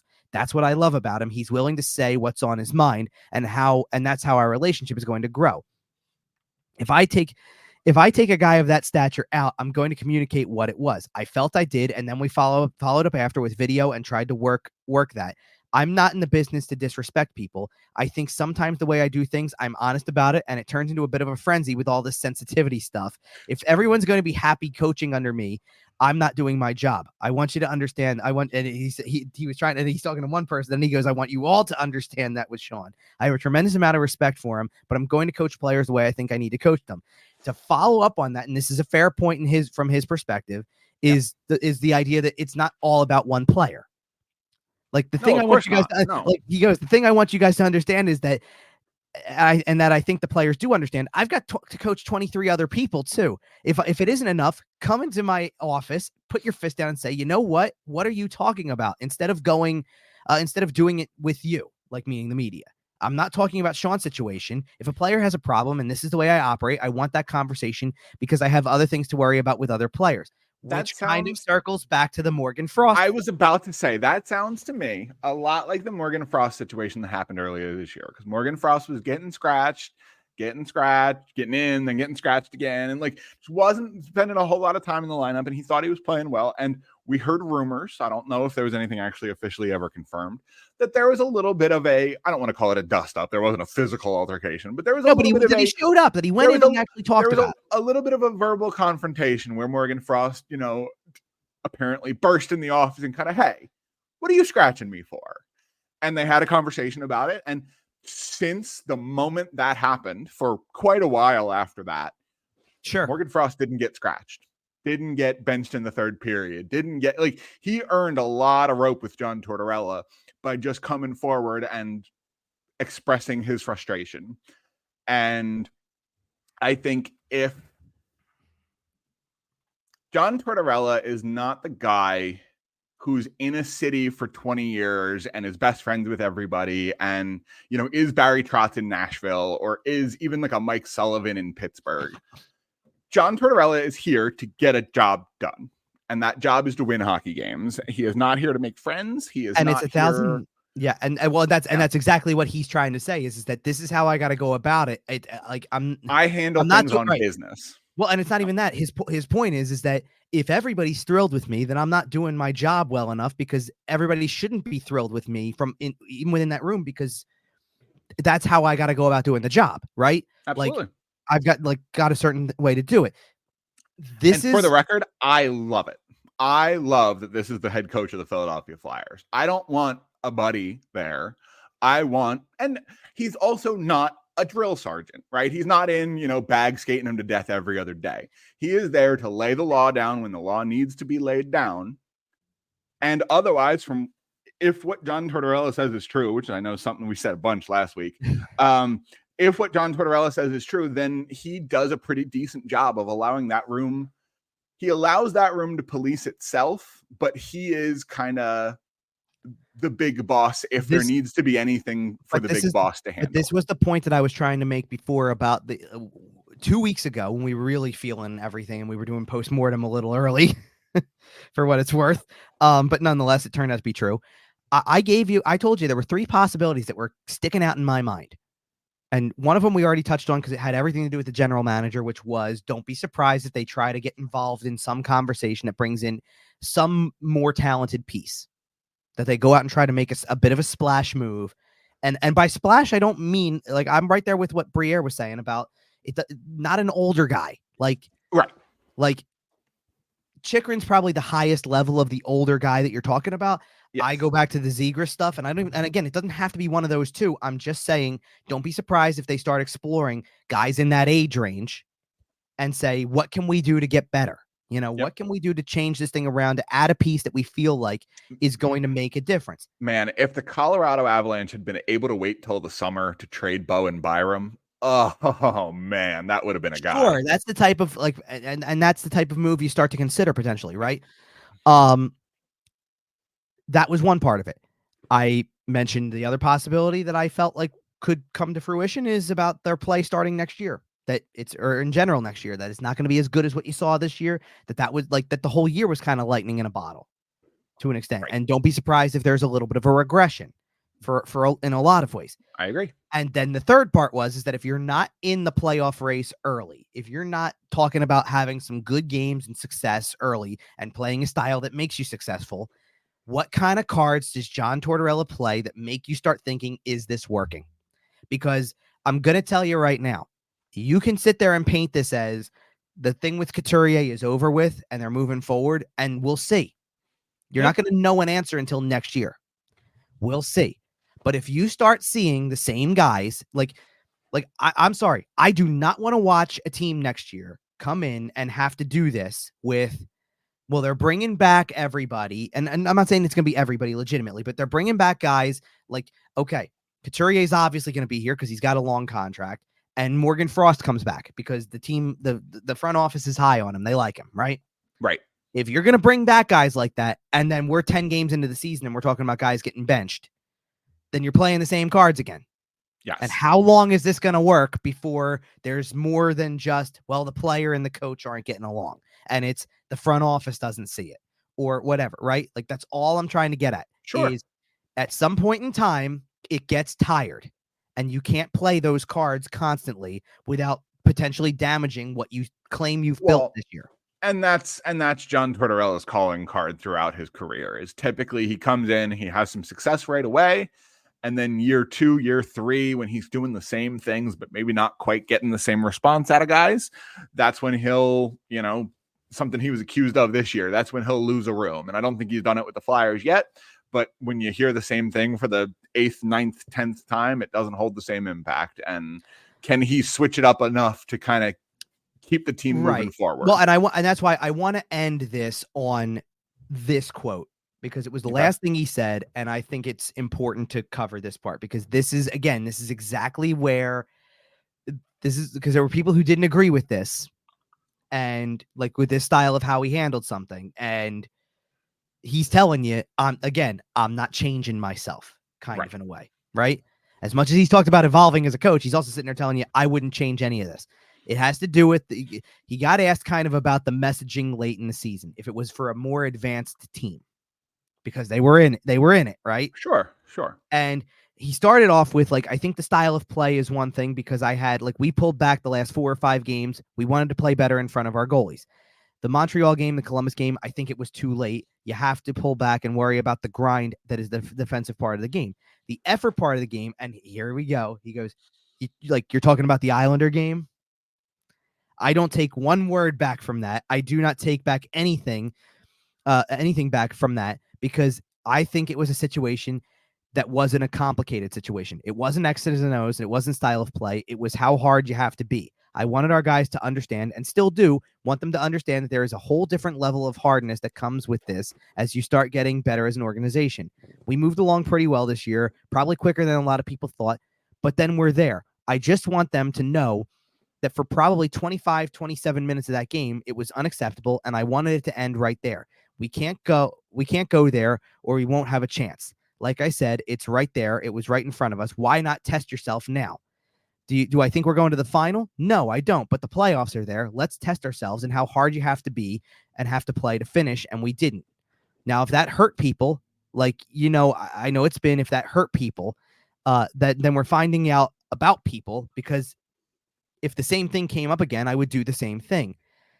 And then I love when this happens, because he's on a roll now with the answer. So he goes, is it?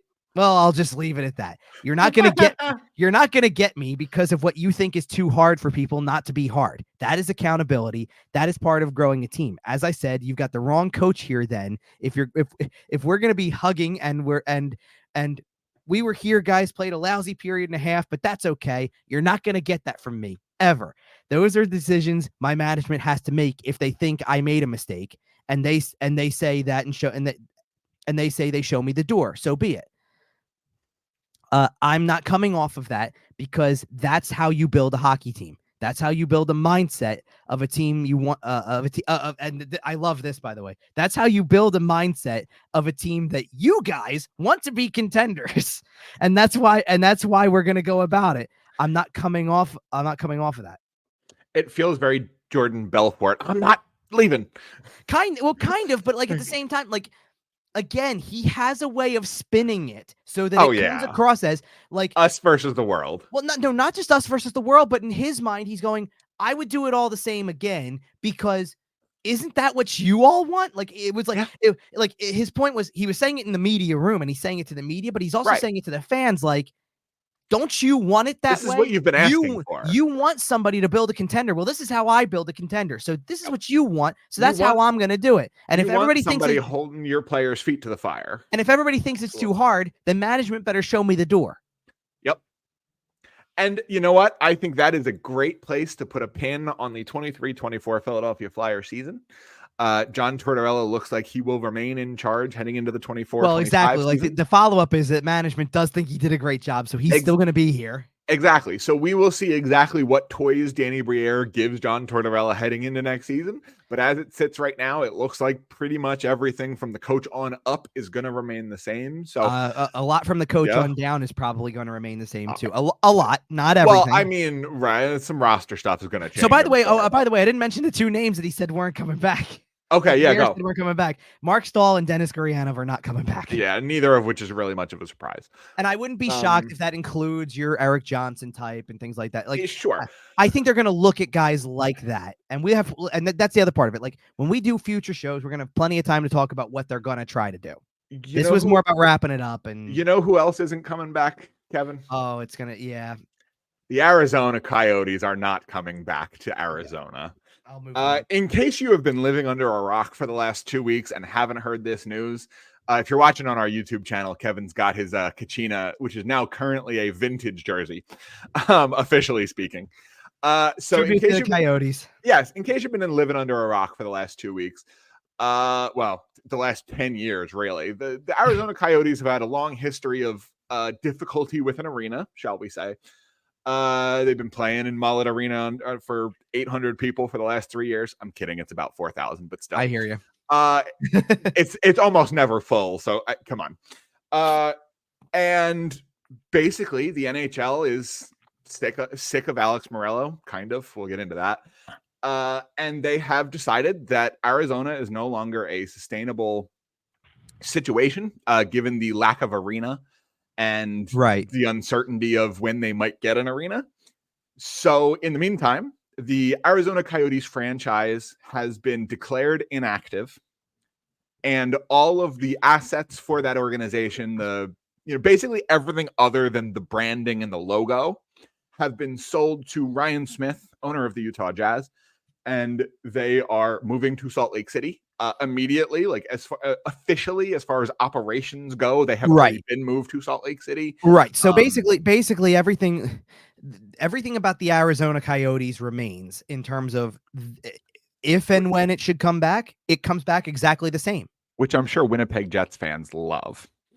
What the grace period to make it happen? Well, that the Dale Howard-Chuck record stays in Arizona, I hear and that they don't get it back. Well, anyway, but so all that stuff stays. The players go, the coaching staff goes, the management goes. All of that is part of the Utah and then as relocation.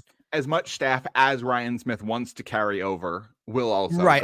And look, there's an element where there's definitely clearly an element where you're there's people who are out of jobs. Let's be real. Oh, absolutely. There are people who aren't going to leave Arizona. Well, whether even if they get offered a spot in Salt Lake City. Well, it's twofold to an extent. It's one, whether they get off, whether they have the ability to even potentially move and just don't want to move. But it's also people like you don't think that now, your ticket selling department, all these the business people with Well, not just the business side, but I was even thinking about it from a sense of you have to make a decision on even down to your broadcasters or things like that. Your broadcasters are not a guaranteed part of that per se. And your broadcasters were making jokes about working for Uber Eats on their last broadcast. Right. So that kind of tells you. They certainly don't. But I was watching the a couple of the videos from the All City Network's Phoenix channel, basically. Yeah. As they were kind of going through it. And it's if you're a media person who does it too, you work in that area, that's where you live. It's I guess you could go and cover another team in that city, I guess, if you really want to, but it's go be a Diamondbacks beat writer, I guess. But here's the other thing, how easy is it to do that? Not in terms of not to switch sports, but that you don't already have somebody lined up for that. Seriously, you don't think that now it's they're moving to Utah. Well, Utah's got newspapers or websites that are from newspapers or something like that. You know what I mean? They've got outlets that are there. Those outlets are going to go cover it. It's not like they're just going to sit there and say, hey, the people who were in Phoenix, come work for us. Right. Unless you are literally going to legitimately hire somebody new. Right. And expand your department and say, we'll entertain the idea of interviewing those people if they want to apply for it. Again, same concept if they want to move, or whatever. But essentially somebody's job was just swept out from under them that. Right. And then there are a couple of interesting notes on this. First, on the new Utah team, they are expected to not have a name or logo this season. I pull back on that. Possibly. Pull back on that a lot lately. That was, I think, the very initial story. And then within 24 hours, it was hey, by the way, there's a lot of trademarks. Okay. Basically, truth be told, an owner acting like an owner and getting to work as soon as it was made official. And hey, maybe we could have something going here. Because now think about what their real timeline is if they really wanted to do this to that level. Can you get collectively within 2 months, can you get a name, a brand with a logo and a jersey all done so that you show up at the draft and you don't look embarrassing. Right. And we're ready. Yeah. Simple as that. I think there's a pretty decent chance they go to the draft without any sort of major branding. I think they might have major branding by the time the season starts. I don't see them starting with that. I don't see them starting as the Utah Hockey Club. I'll just say it that way. See, and I don't hate the concept of maybe for 1 year going kind of European and call them HC Utah. I understand where you're coming from with that. And the one thing I will like, because there was some criticism like, hey, listen, you've been in these talks. How are you not ready to come to the table when the sale goes through? It's a little different. Because what were they trying to do? This is the group that was going to try to be one of the next expansions. An expansion team, right? Well, and expansion teams have a 3, 4, 5 year runway. I was going to say 3 to be safe, but like 3 years to get it all put together, right? They're going to. This is what will be impressive, or at least what makes you believe it will make you believe in this ownership that they can handle this, is if they can come to the table with all that branding done and also do what they're talking about with the arena, because they're going to renovate. It's a basketball made arena, so they're going to have to do some renovations on the place. If they can come to the table with all of that, then I give them full marks for what they, and in fairness, guess what? There's I do one of the things I want to be clear about from the start is as disappointing as it is, because I think hockey can work in Phoenix. And I'll get back to that because I think it can work in Phoenix. I absolutely think it's going to work in Salt Lake City or in Utah, generally speaking. I think it's going to work. Well, guess what? They got word that everything was going to happen this way and sold upwards of 20,000 season tickets.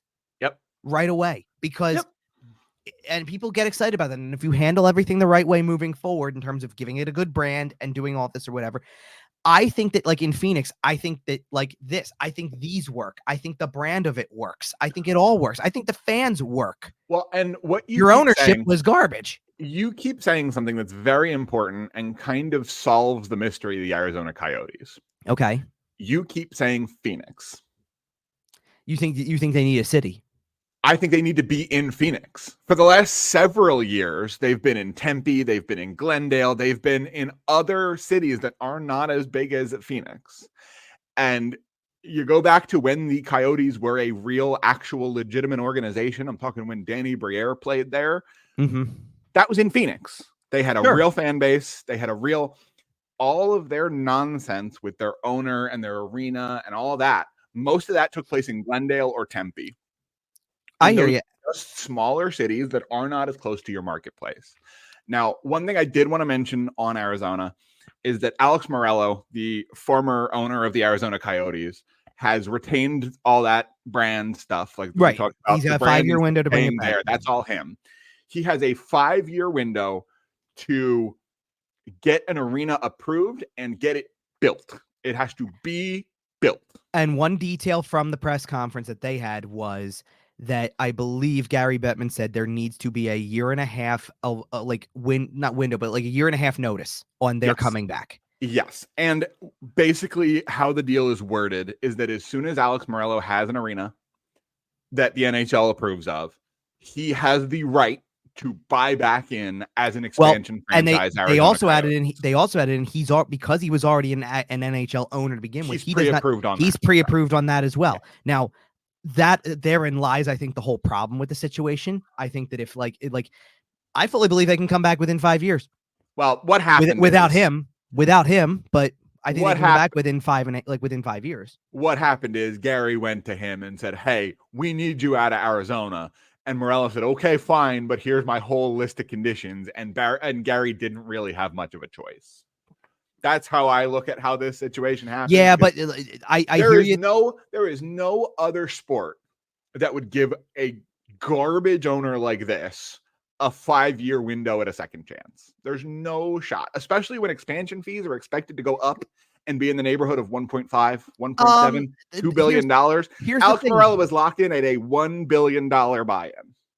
I hear you. Now here's the thing. I don't think it's as much as what you're saying when it comes to the Bettman side of it. I think it is the whole league is tired of waiting for this. You've been talking about for years getting an arena built. It hasn't happened yet.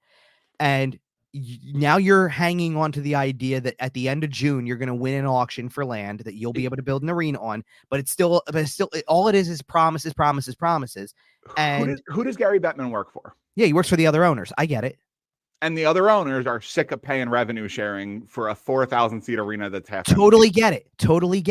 But that's what I'm saying. If your constant pitch as an owner is, I'm going to get this thing done, I'm going to get this arena built. And oh, by the way, the whole time you're gaslighting the entire fan base. Yeah, that was really tough. With your social media accounts of we're staying, we're not going anywhere. We're gonna want to hear about our new arena plans. Like that was ridiculous. It's come out recently that the bigwigs in charge, the Alex Morellos, the Gary Bettmans, knew something along the lines of this was coming for maybe as much as 6 to 8 weeks. And Arizona social media has spent a lot of the last 6 to 8 weeks talking about, oh, here's the propositions for the new building. Here's this graphical design. Here's this, that, the other. And then the report came out in radio silence. Did you notice that, by the way? Yeah. Well, and that basically the entire social team with 2 weeks left in the season took a vacation. Well, and you know who was running it after that, right? I didn't hear every detail. I wasn't paying super close attention. Alex Morello's son. Oh, well, there you go. Hello. Well, here's the biggest thing, because I didn't watch the whole press conference that they had where Bettman sat with Morello about this or whatever. Like, I didn't see that completely. I saw some clips. The one where he said, I don't like the media, and Gary gave him a nasty stare, so he had to say, I don't like the limelight. Well, in general, like, okay, so full takeaway from this one. It's really hard to make Gary Bettman look good in a press conference. And somehow or other, he did it. He sure did. Like, okay. Let's finish up with Arizona. Arizona's done with Arizona. So for the next 5 years, we'll be waiting to see. Right. So the summation of the end of this whole thing is that, first of all, I think hockey's going to work in Utah. I think it's going to be really cool to see the progression of this. I think it's going to add a new element to this too. Like, it's adding another city to it. I don't think they need to go. Look, I don't think the league needs to go crazy with expansion when you've got markets that are struggling. But I do think that there is. I think they're going to go to 36 pretty reasonably. They probably will, because they just want the money, which is why the whole thing happened anyway. I do think hockey can work in Arizona in some capacity. I do think that they'll eventually be back. The thing about it is, and this ties in a little bit to something that you actually threw in as a total footnote off the top of one of our recent shows, because you brought up what I did for my college radio station. And as I watched the last Coyotes game. Oh, it broke my heart. In full. I watched the whole thing because I just wanted to see it. I watched the last couple minutes. And as I watched it, I'm like, I drew tons of parallels. I'm like, this feels like when someone tells you something's closing up for good, and you're like, and it comes one more time.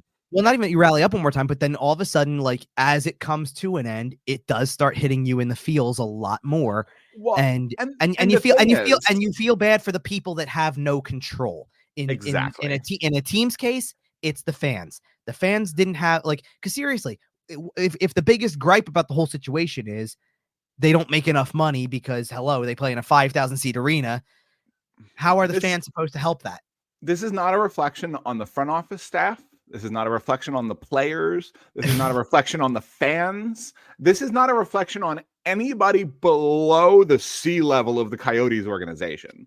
The fact that they were not paying hotel bills, they were not paying rent in Glendale. That's what got them kicked out of that building to begin with. Well, and for what it's worth, by the way, this was in the 32 Thoughts thing from Friedman also, that the two biggest things I think were brought up were having an area where the wives could gather, like a legitimate wives lounge, and better hotels. And basically Ryan Smith basically said to anybody who was asking about that, first point with the wives lounge, done, no problem. Done. And with the hotel thing, you'll stay where the Jazz stay. So the Jazz get legit hotels, obviously. So you're going to go and start staying in legitimate hotel situations. Several embarrassing stories have come out of Arizona around this team over the last couple of years. And it's all centered around ownership. Exactly. And I think the most embarrassing came out within the last couple of weeks.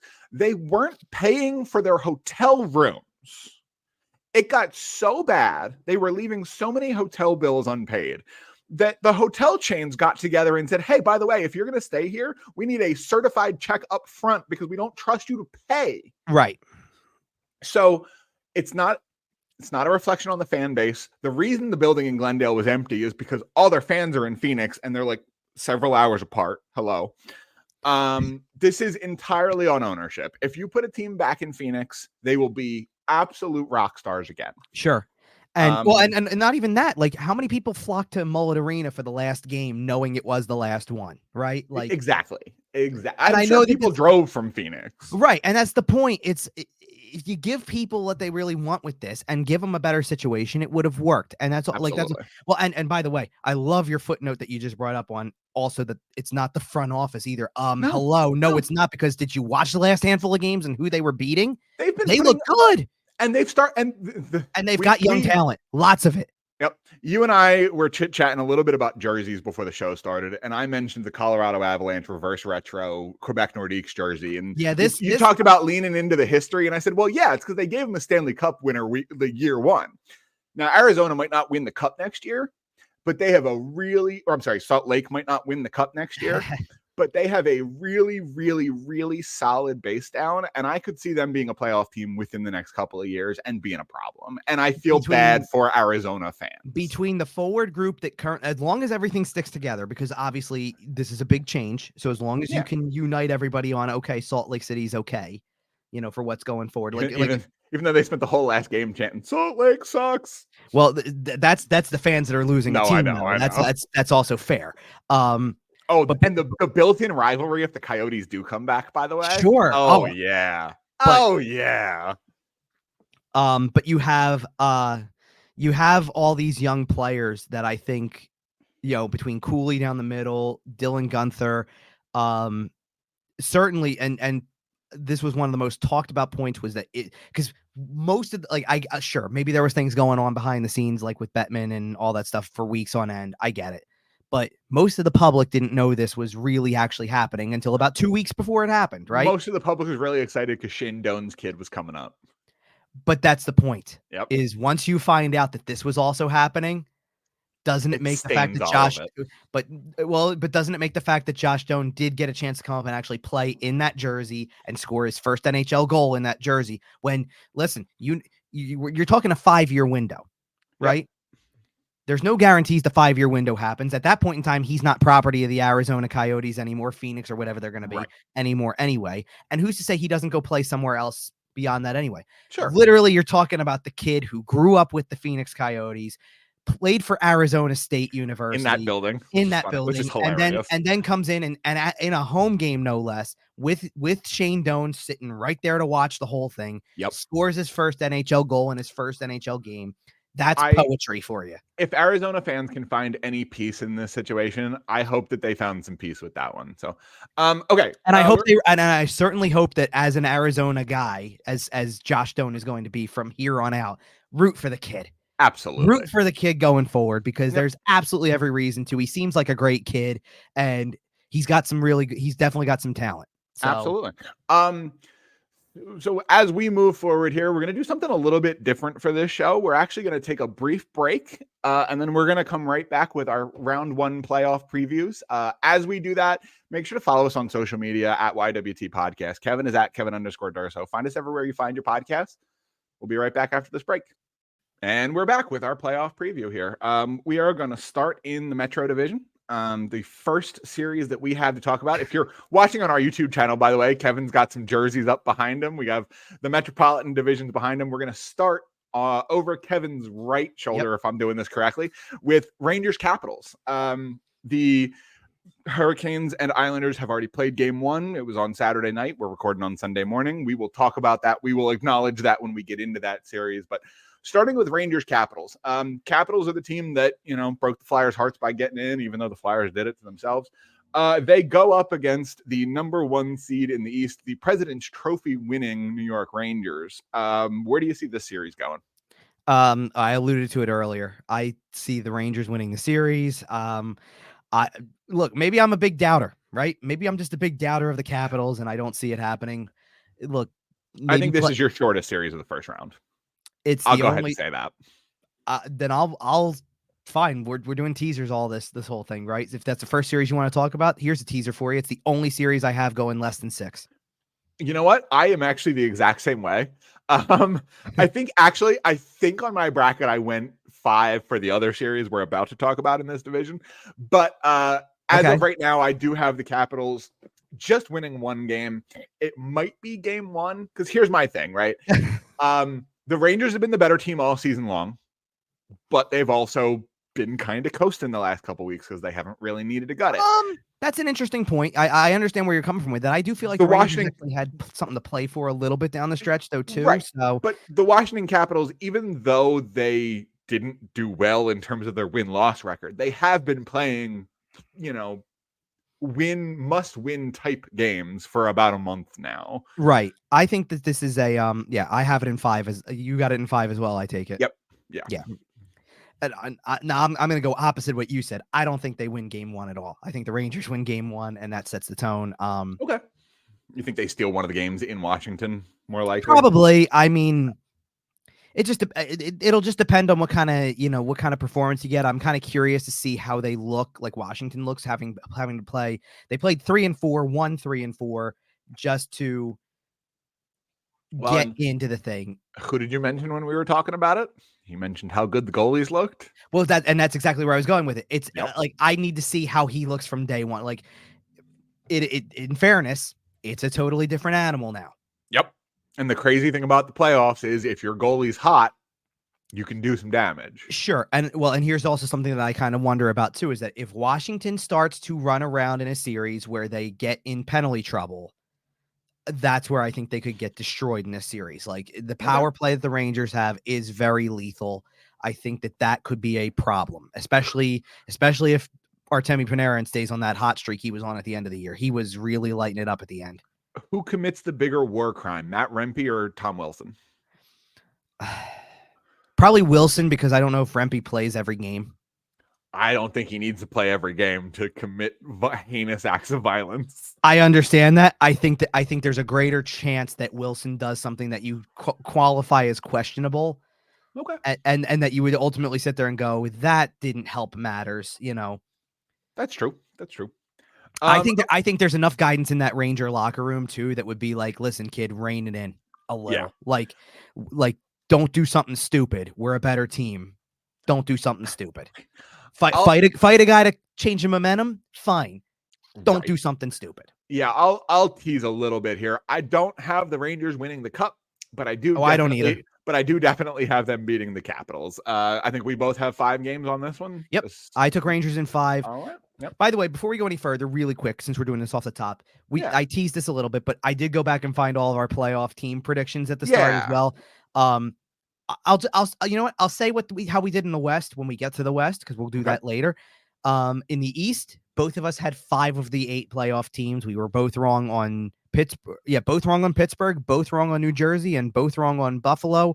I had Boston in, you didn't. You had the Islanders in, I didn't. Oh, okay. Interesting. Speaking of the Islanders, by the way, are we moving to that series? Speaking of the Islanders, let's get into that matchup. They are down 1 game. The Carolina Hurricanes won game 1 on Saturday night in Raleigh. As I previously mentioned, I also have this series going 5 games. Interesting. I think these are similar teams. I think kind of built on defense, but have recently started high flying a little bit more. Carolina's finally getting a little bit of offense going. You add a guy like Jake Gensel at the trade deadline. Frederick Anderson has looked really, really good since he's come back from injury. Sure. On the other side of things, we had the New York Islanders, who for years and years and years under Barry Trotz were just slow and defensive, and Patrick Waugh has opened that up a little bit.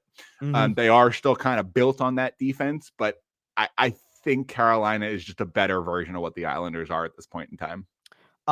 Here's the interesting thing, because last week you tried to tell me that this was gonna be a 7-game series of 7-1-0 games. I mean, in game 1 kind of felt like was almost that. Game 1 was a 2-1 game for most of it, right? Right. Well, really, 1-1. So 1-1 game for the most of it with I have it go because of that, and honestly, I feel better about my pick watching game 1 a little bit. I have it going 6. Okay. I do still have the same team you do winning it. I don't think there's any craziness there. It feels like Carolina is going to prevail as the better team, but I do have it going 6. I think the Islanders put up a little bit more of a fight. That it's just all the other background of it. It's the defensive style that they are known to play. It's the Patrick Waugh effect on this a little bit. I still think that Rod Brindamore and company, they have the better team overall. I think that's what's going to get them on to the next round. But I'm right there with you on everything else. It's just I have it going one game longer than you do, probably. All I want to see out of this series, Is I don't really care what happens on the ice. I really don't. is it going to involve one time during this season? I want to see Rod Brindamore and Patrick Waugh get in each other's faces a little bit. I want them at the glass pointing and yelling just a little bit, because my goodness, that would be entertaining. We'll see. We kind of got a mild version of that in game one. It was a lot more of what you expect. So we'll see. Patrick Waugh was breaking the glass in his first game as Avalanche head coach all those years ago. I know. Come on, give it to me. Here's the thing, though. Patrick's had a little bit of time to coach in different levels and things like that. I wonder if he's mellowed. Still a lunatic. No, I think he's mellowed out a little. You're telling me dealing with junior parents made him calmer? I don't know. Listen, and Rod Brindamore might be one of the very few coaches in the league who can physically stand up to Patrick Waugh. I think that guy has a workout routine. Yeah, the guy has a workout routine that's pretty. The guy outworks half his players. Robust. Yeah, if you listen to them, he's in the gym before them and after them. Yeah, it's pretty robust. I'll give you that. So all right. So you went Rangers. Carolina going through here. Right. So we both went Rangers in 5. You went Carolina in 5. I went Carolina in 6 for this one. Just all right. I like all the same things you do about Carolina. It's they've got the better depth. They've got, if they can get more scoring. And by the way, to start the series off, the first goal is Evgeny Kuznetsov, who is again another one of those additions. Incredible to see. Yeah, so it's like right away that pays dividends right away. And he hit the bird right away because of course he did. But it's even down to, like, again, who scored the game-winning goal of game 1? It's Stefan Nason. It's not even one of those guys that's at the forefront of this thing. It's not an Aho. It's not a Gensel. It's not a Svechnikov. No, it's Stefan Nason. Like, yep.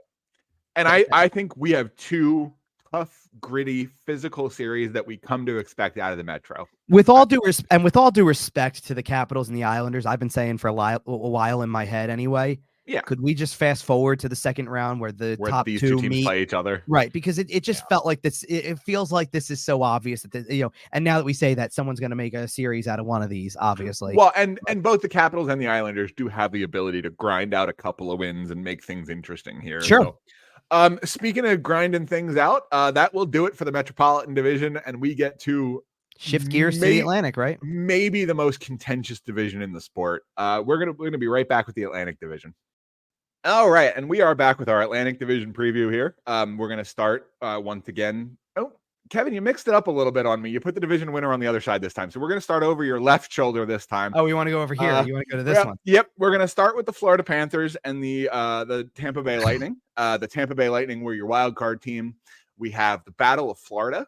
That's already fun. I know. And honestly, this is the game that we are hustling to get this show finished for, because game 1 starts in about 45 minutes. So we are definitely trying to get through this before this game starts. Florida Panthers made it to the Stanley Cup final last year. Mm-hmm. Magical run. Matthew Tkachuk looked great. Sam Reinhart looked great. Sam Reinhart followed it up with putting another 50 goals up this season. Dude followed it up by getting paid this offseason. Oh yeah. They go up against the Tampa Bay Lightning, who obviously, everyone knows the history on them. Sure. Went out early last year, but the 3 previous years before that won the Stanley Cup. Theoretically, they're back and hungry and ready to make a bit of a deeper run. What do you got on this one?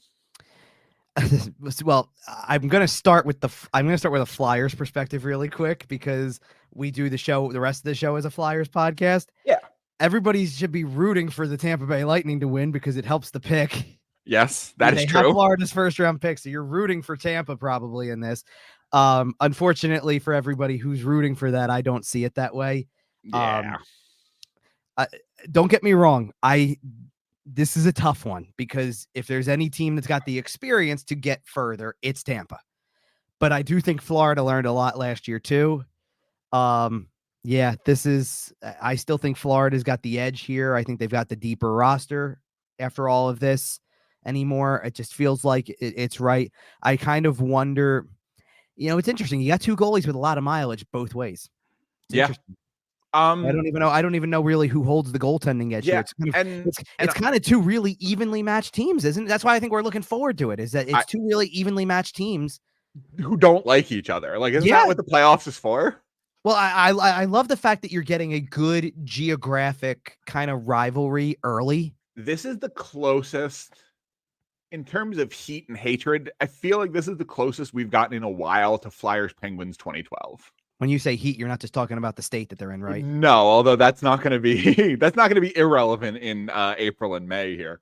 I do have the Florida Panthers winning. I think at this point, Tampa is on their downslide, right? Obviously, when you win 2 cups and make 3 straight cup finals, you are due for a little bit of slide at some point. Andrei Vasilevsky has looked a little bit more human this year, which is saying something because that man's an alien. Yeah. He's looked a little more human this year. The Florida Panthers have been a little bit more of a tighter unit. I have the Panthers winning. I don't see it being a short series. Definitely not. I debated between 6 and 7. I have it going 7. Okay. And I have Florida pulling it out. I wouldn't be surprised if they take care of Tampa before that. I was about to say the caveat with a 7, certainly for me it is, and I'm sure it is for you a little bit. A 7-game series to me means you can see it going either way. Absolutely. You're doing a coin flip for game 7 to an extent. Basically, Both teams are good enough to win the series, but I'm giving it 7. And I also wonder this too. Like, so I was a little different than you on this one. I picked Florida also, but I said 6. Okay. And I considered 6. Despite that, Tampa is always one of these teams that I wonder about the ability to just flip the switch. They always seem to have that knack, and they started to look a little bit more like that team in the last couple of weeks of the season too. There was something about them they were playing better than another team we're about to talk about. See, they were, but I also want to mention that I don't think Tampa has looked the same, and this will come up in our. I agree with that though. Well, I don't think Tampa has looked quite the same, and this will come up in our next preview. Since Patrick Maroon left, they just haven't quite looked the exact same. And I think that guy is not a 30-40 goal guy. He's not a 70-80 point guy. But in the playoffs, he's a create room guy. He's a guy that matters to a roster. I'll give you that. Yeah. And I haven't seen anybody take that same hold for them. I know they have skill up and down the lineup. I know Nikita Kucherov is maybe the second best player in hockey right now. Like they are an incredible team, and I will not be surprised if they take 2 or 3 games here. That's why I have this being a long series. Sure.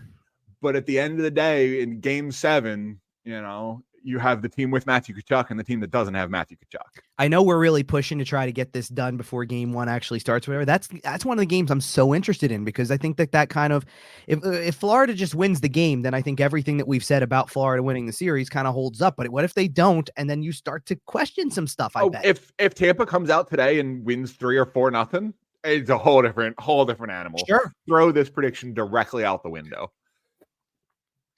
Speaking of predictions, we may be throwing directly out the window here. Let's transition over to this other series. So to the Boston-Toronto series. If you're a Toronto fan, you know the history. You haven't beat Boston in the postseason since 1959.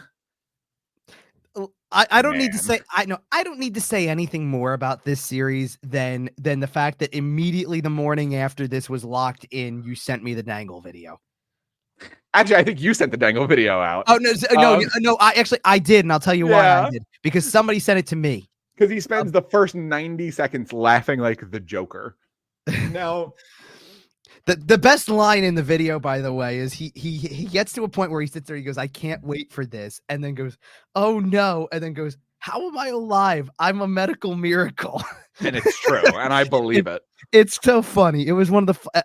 I don't know if I've laughed at a video harder than I did at that one when I first saw it. A buddy of mine who's a Bruins fan sent it to me, and I proceeded to pass it along to you and everybody else in our group because it was just too good. It was too good not to. It was the best. It was the best first 2 minutes of a video I've ever seen. To recap, game 1. Well, and then game 1. Yeah, I was so. Steve Dangle is also doing watch-alongs as part of. I didn't get a chance to do SDPN this. Covered.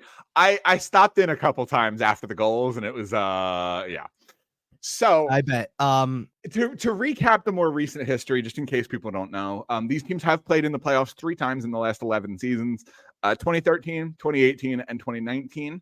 All 3 times it went 7 games. All 3 times Boston won. All 3 times. Game 7 was another disaster for the Toronto Maple Leafs, including the 2013 where they blew the first 4-1 lead in a Game 7 ever. That was all in the third period too, wasn't it? Dude, that's what I mean. A 4-1 third period lead in a Game 7. Yeah. I'm sorry. So that team, the only Leaf on that team was Morgan Riley, the only current Leaf. Going to the 18-19, obviously you have a lot more turnover there. You have your Tavares and your big four, Nylander, Matthews, Marner. Was Tavares on the team yet at that point? Yeah. But yep. I think for 19, for 19. I was like, for 18, he wasn't, right? Yeah. I was like, 18 was right, because 18 was right down the stretch of his time with the Islanders. Yeah. But you're right about everybody else. The Matthews, Marner, Nylander, like, yeah, that was all happening all at the same time. And it's constantly, that's why it's constantly led to that discussion or whatever. So I think I hinted, I don't remember if I hinted with you about this last week or not, but I hinted at something about something or other. I don't know if I actually said it was in this series or not, but I said I had a complete theory based on around this. Well, a week ago, we thought this series was going to be Toronto, Florida. We did. Okay. In fairness, so Boston had to lose their last 2 games of the regular season. Florida you know what? Their last 2 games of the regular season. Now that I think about it, I know what made me bring it up, and I know exactly how I brought it up to you. Toronto had played Detroit on the Saturday night, and they went down 4-1, got it back tied, lost in overtime, right? But they went down 4-1 in the first period. And I had something in my mind from right then and there, and I'm not blaming this person for the result in Game 1 either, but it happened exactly the way that I kind of envisioned it would happen. And if it continues to happen, I sense something else happening. I'll say it that way. Okay. So Toronto started Ilya Samsonov in goal. Samsonov had started that game against Detroit, by the way, and gave up 4 goals in the first period. So, and immediately in my head, and I didn't even know it was going to be Boston yet at this point, but immediately in my head, I went, they roll out Samsonov and he looks like he did in that game. Sheldon Keefe's getting fired after this series. Man. Okay. Well, and then Game 1 happens. And then Game 1 happens, and it's Samsonov, and they lost 5-1. One of them was and Samsonov probably wants 2 of those back. I mean, collectively, if you lose, realistically 4-1, I know it was 5-1 by the end of it, but you get the point. It's everybody. It's not like it's just one. I mean, Austin Matthews, it was still a 1-0 game. Austin Matthews had a wide open net and hit the post. Yep. Well, and your goal was from your depth, if I recall correctly. Yeah, it was David Camp from Dewar and Reeves. That's not even the part that doesn't sit with me. It's not that it's a depth guy. It was 4-0 already at that point. So you scored a garbage time goal. Good for you, right? Like, the game was already well in hand at that point because that quickly it turned from 1-0 to 4-0 in the blink of an eye. Yep. So don't get me wrong. I still think you're going to get a little bit of a series. I don't think this is a sweep, but I did. The second I saw the matchup, I didn't like it. From Toronto's perspective, I didn't like it. I knew exactly what kind of series I feel like you're in for. I've got Boston in 6. Okay. Now, see, you say that, and one funny thing about these picks is these picks were made before Game 1. True, and that's why that's why I'm standing by my pick. I'm standing by my pre-Game 1 pick. Absolutely, I am also going to stand behind my pre-Game 1 pick. As we sit here, obviously Boston is up 1-0 in the series. You haven't gotten any production out of your top guys. Like I said, Ryan Reeves has more playoff points than Austin Matthews at this point, and I don't expect that to last very long. But as it sits here, Connor Dewar and Reeves have more points than Matthews, Marner, Tavares, and Nylander combined, and that's a problem.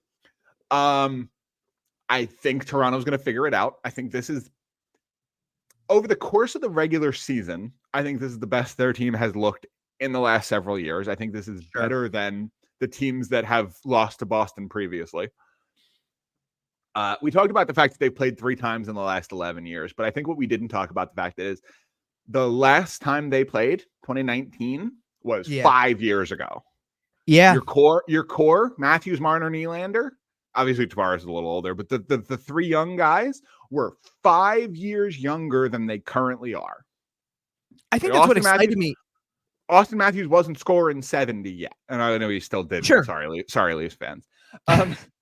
But I think that as the series progresses, it was Game 1 in Boston. It's always going to be emotionally high. It's a Saturday night. It's, you only had 48 hours after the regular season because the NHL is a joke. I don't hate that part of it. I wish they wouldn't drag out the first round the way they did. I wish they gave it 2 or 3 days, or 3 or 4 days before you start games, and then I agree, go every other night. Well, then see, then we could both get the best of both worlds, and you could give them a couple extra days if you wanted to, and then just go every other day. Yeah. What are we doing with this? I agree. 3 days in between games thing. But they wanted games on Saturday night for TV reasons, but then also as we get into the Western Conference, Vancouver had tour dates booked. But anyway, right. That's why the schedule is so funky. Toronto or Vancouver doesn't start until like Monday or Tuesday. It's wild. Anyway. So, but this is I have the Toronto Maple Leafs in 7 games. Interesting. Oh my goodness, a game 7 too. Game 7 in Boston. I hear you. Well, hey, if Florida pulled it off last year. If you're going to be a real team in this league and you're going to pretend like you have superstars and you're going to pretend like you're a Stanley Cup contender, it's time to go now. Sure. Yep. Oh, I understand. I understand it. That's why I gave mine an extra repercussion on it. Not only do they lose the series, but if the reason they lose the series is the goaltending is garbage, and at the very least, I'm not saying it's the complete answer, but Samsonov's been up and down all season. Had a terrible start, found his game again, and now it looks like he's coming, like regressing back again. You've got Joseph Wall sitting there, who also hasn't been great. Hasn't been great, but better numbers. And it feels like you're putting in the guy based on the veteranship. And if it's not working after a certain point, if you stand by the other guy and are stubborn about it because he's the veteran, I think you're just as liable. Don't make the same mistake Boston did last year. Yep. Of which, by the way, Jeremy Swayman was outstanding. Jeremy Swayman was great.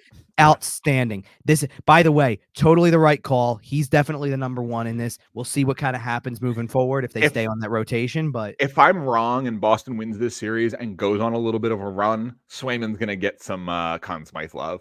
Depending on how far they go, sure. By the way, one more thing before we wrap that portion of it and we go to the West and all stuff like that is that this is what you just said about like the fact that it's been 5 years. That's exactly what excited me about the fact that these two were meeting in the first. Me too.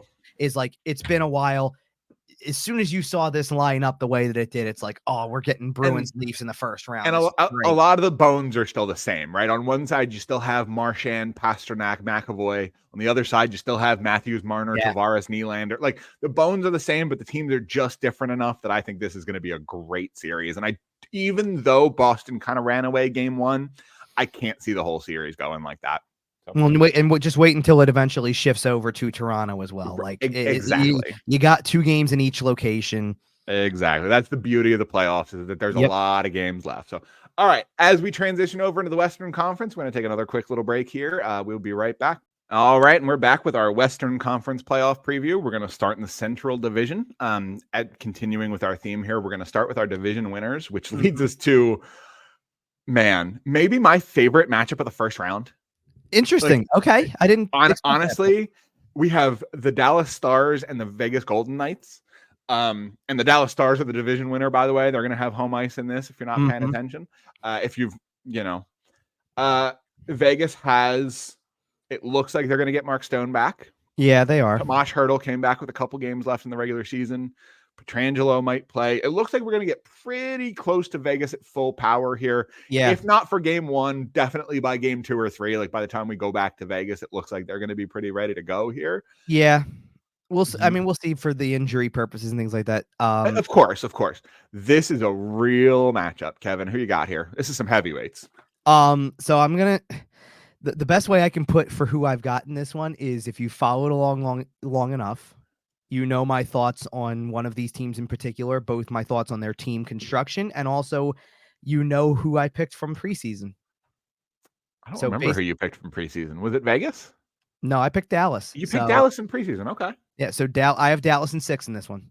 And I've definitely highlighted enough times over the years of doing the show. I love Dallas's core. I also think they were getting hot at the right time too, to go along with it. So I'm very, very interested in this series in general, and I think it's going to be a really good one. I think Vegas is going to bring out the big guns. They always do. Game 3 presentation in Vegas is going to be crazy. Oh, that's for sure. I'm not doubting that. I think this is a long series. I don't think either one of these teams is getting out of here in 5 or less. For sure. The goaltending is fantastic. You have Aiden Hill on one side and Jake Ottinger on the other, who isn't getting enough love for the Vezina, but probably should be in the conversation. Jake Ottinger, by the way, so Vegas went through Dallas last year in the playoffs as part of their run to the Cup. Yep. And I think that series sits with Dallas a lot. That's another reason why I like Dallas in the series, is because I think Ottinger's gotten better. I think it sits with the rest of them. Oh, by the way, let's throw in the fact that Dallas was playing as well as they were going into the playoffs and getting to that point against Vegas with, Wyatt Johnston was just some rookie at that point. He is now turning into more and more of a star. Full-blown star in this league. Absolutely. Right? He scored 30 this year, didn't he? Yeah, exactly. And not to mention the fact that everybody else for Dallas that's a veteran still keeps doing it. It's still, Joe Pavelski's still good. Tyler Seguin's still good. Jamie Benn is still good. And then you throw in all of the other cornerstone pieces. It's like, we have talked on this show before about Dallas has done a fantastic job of transitioning from the Tyler Seguin, Jamie Benn era into the post Tyler Seguin and Jamie Benn era, where they are still veteran leaders on that team. They still provide kind of those middle 6 minutes. Jamie Benn still plays a lot of tough minutes. Yeah. But they've done a great job of transitioning to your Jason Robertsons, your Rope Hintzes, your Wyatt Johnstons. Miro Heiskanen is an absolute animal on the back end. The Dallas Stars are a juggernaut. Yeah. And so is Vegas. Don't get me wrong. Like, they're the defending Stanley Cup champions and got better for a reason, right? Like, they're the defending Stanley Cup champions plus Noah Hannafin and Thomas Hertl. Right. Oh, hello? I know. It's the thing about Dallas though is exactly that. It's like, how a couple of years ago it was like, this is Colorado's time. It just feels like Colorado's time. There's something about Dallas right now that there's something that it feels like it's time. They're getting closer to having that same thing, that young core that just is ready to take that step. I feel it. Yep. And I felt like they're deep, and I felt like they were playing really well as it came down to it. It wasn't as simple as, we're going to shift gears very quickly here in just a few moments to the other series out of this division. Yeah. And both of those teams, I think, kind of down the stretch went through it a little bit, had a little bit of this is a little bit of a slide, and now they're going to play each other, which is interesting, but very interesting. But I felt like out of any of the teams that we're talking about, Dallas was the one that kind of was in the right place at the right time. Like, the play is looking good. Feels like they're heating up. I've liked them from the beginning of the year. I've liked them for years anyway, and I'm sticking to that. So okay, and you have them winning in Game 6 in Vegas. I have Dallas in 6. Yeah, I have them. Yeah, that's an interesting point you bring up, but I have them going into the Fortress and winning. Yes, I also have Dallas. I do have it going 7, just because I think if this was your conference final, I don't think anybody would be upset about it. The fact that we're getting it in the first round when both teams are, relatively healthy. Obviously, Vegas is kind of working their way back towards healthy, but you haven't gone through the playoff gauntlet yet. I think this is going to be really, really, really, really, really high quality hockey. Yeah, I cannot wait to watch it. Okay. Oh, I can't either. Let's talk about some slightly less high quality hockey, although it will still probably be very good. We have the Colorado Avalanche and the Winnipeg Jets. Yeah. I'm just gonna go ahead and say it. I'm gonna rip the Band-Aid off on this one. Go ahead. The Winnipeg Jets are phonies, Avs in 6. Wow. It's straight up, they're phonies. That's phonies. Your answer. Okay. I'm not going that far with it. We are in agreement on the team that wins the series. I have Colorado in it as well, but I do have. Okay. I'm going to tell you who's not a phony. And this is part of what goes into my decision. Connor Hellebuck? Connor Hellebuck is certainly not. He's going to win the Vezina this year, probably. And as such, I have this as a long series because I just don't know. And I don't know if this would it's not enough for me to change it. It didn't change anything to begin with. But now that Colorado is also going to be down Jonathan Drouin for the first round as well. Interesting tidbit. I do like Colorado, I think, has more players. I'm not taking away from Winnipeg and some of the talent they have, but I think Colorado has more take over the game players. Like I just know at some point in time we're gonna watch a game. McKinnon's gonna be the star. Yep. Not that he isn't a star in general, but you know what I mean. He's just gonna be the guy who you sit there and you go, well, McKinnon just took this one over. That's why they're winning. So Connor Hellebuck's not a phony, but I think essentially their entire defensive core is. I can understand where you're coming from with Josh Morrissey, phony. Neil Pionk, phony. Nate Schmidt, phony. So you took Colorado in 6. I've got Colorado in 7. And I only had 2 series going less than 6, and they were both in the Metro. This was the other one I was tempted to go 5 on. I think Colorado takes care of business on this. I think if Colorado's up 3-1 going back to Colorado for game 5, it's done. No, going back to Winnipeg for game 5. You're right. I'm sorry. Winnipeg has home ice on this one. Yeah, so I thought that's exactly, you're right. I thought that's exactly what you were doing with. Well, then I think that's the only reason it's getting to 6. Right. I thought that's what you were doing with the 6. Is that means they would win it on home ice. I have them winning it on the road actually in game 7. That's how convinced I am of it and things like that they'll still win the series. But I do think it's a longer series, so I'm going 7 on that one. I think the defensive core is just so heavily in Colorado's favor. They might have the best defensive core we've seen in a long time. Honestly, and so now we've kind of revealed that we both picked the same 2 teams to win this or whatever. Yeah. It was never gonna be this way, obviously, because of the way the divisions are and the way the playoff structure is after the first round. Thanks, Gary. I would have totally pegged this as a conference final a few weeks ago. I'm not super confident on that now. I still love Dallas, obviously, but I'm not super confident on Colorado anymore. But that being said, like going as far, but that being said, I still have them making the second round. I don't think the Colorado Avalanche, or I'm sorry, I don't think the Winnipeg Jets have a single take over the game player, and Colorado's got at least 2 or 3. Kyle Connor's the closest thing I think they've got. Yeah, and match up Kyle Connor and Nathan McKinnon 1-on-1. Well, sure. Like Kyle Connor runs through him like a freight train. Well, because Kyle Connor probably slots into the same tier as Mikko, and Mikko Rantanen's a great player. Don't get me wrong. Yeah, of course. McKinnon's clearly a level above that. Is all I'm saying. Right, and then you also have Cale Makar who can take over the game from the back end. Like, sure. I think Winnipeg's just outgunned here. All right. That is going to do it for our Central Division. We have one more division left. That is the Pacific. We'll be right back. All right. Thank you guys for sticking with us. We have our last division here. We're in the Pacific Division. I know there's a Central team in here, but this was the division won by the Vancouver Canucks. So let's start with them and the Nashville Predators. Kevin, who you got in this one? I wanted this to be tougher than it turned out to be.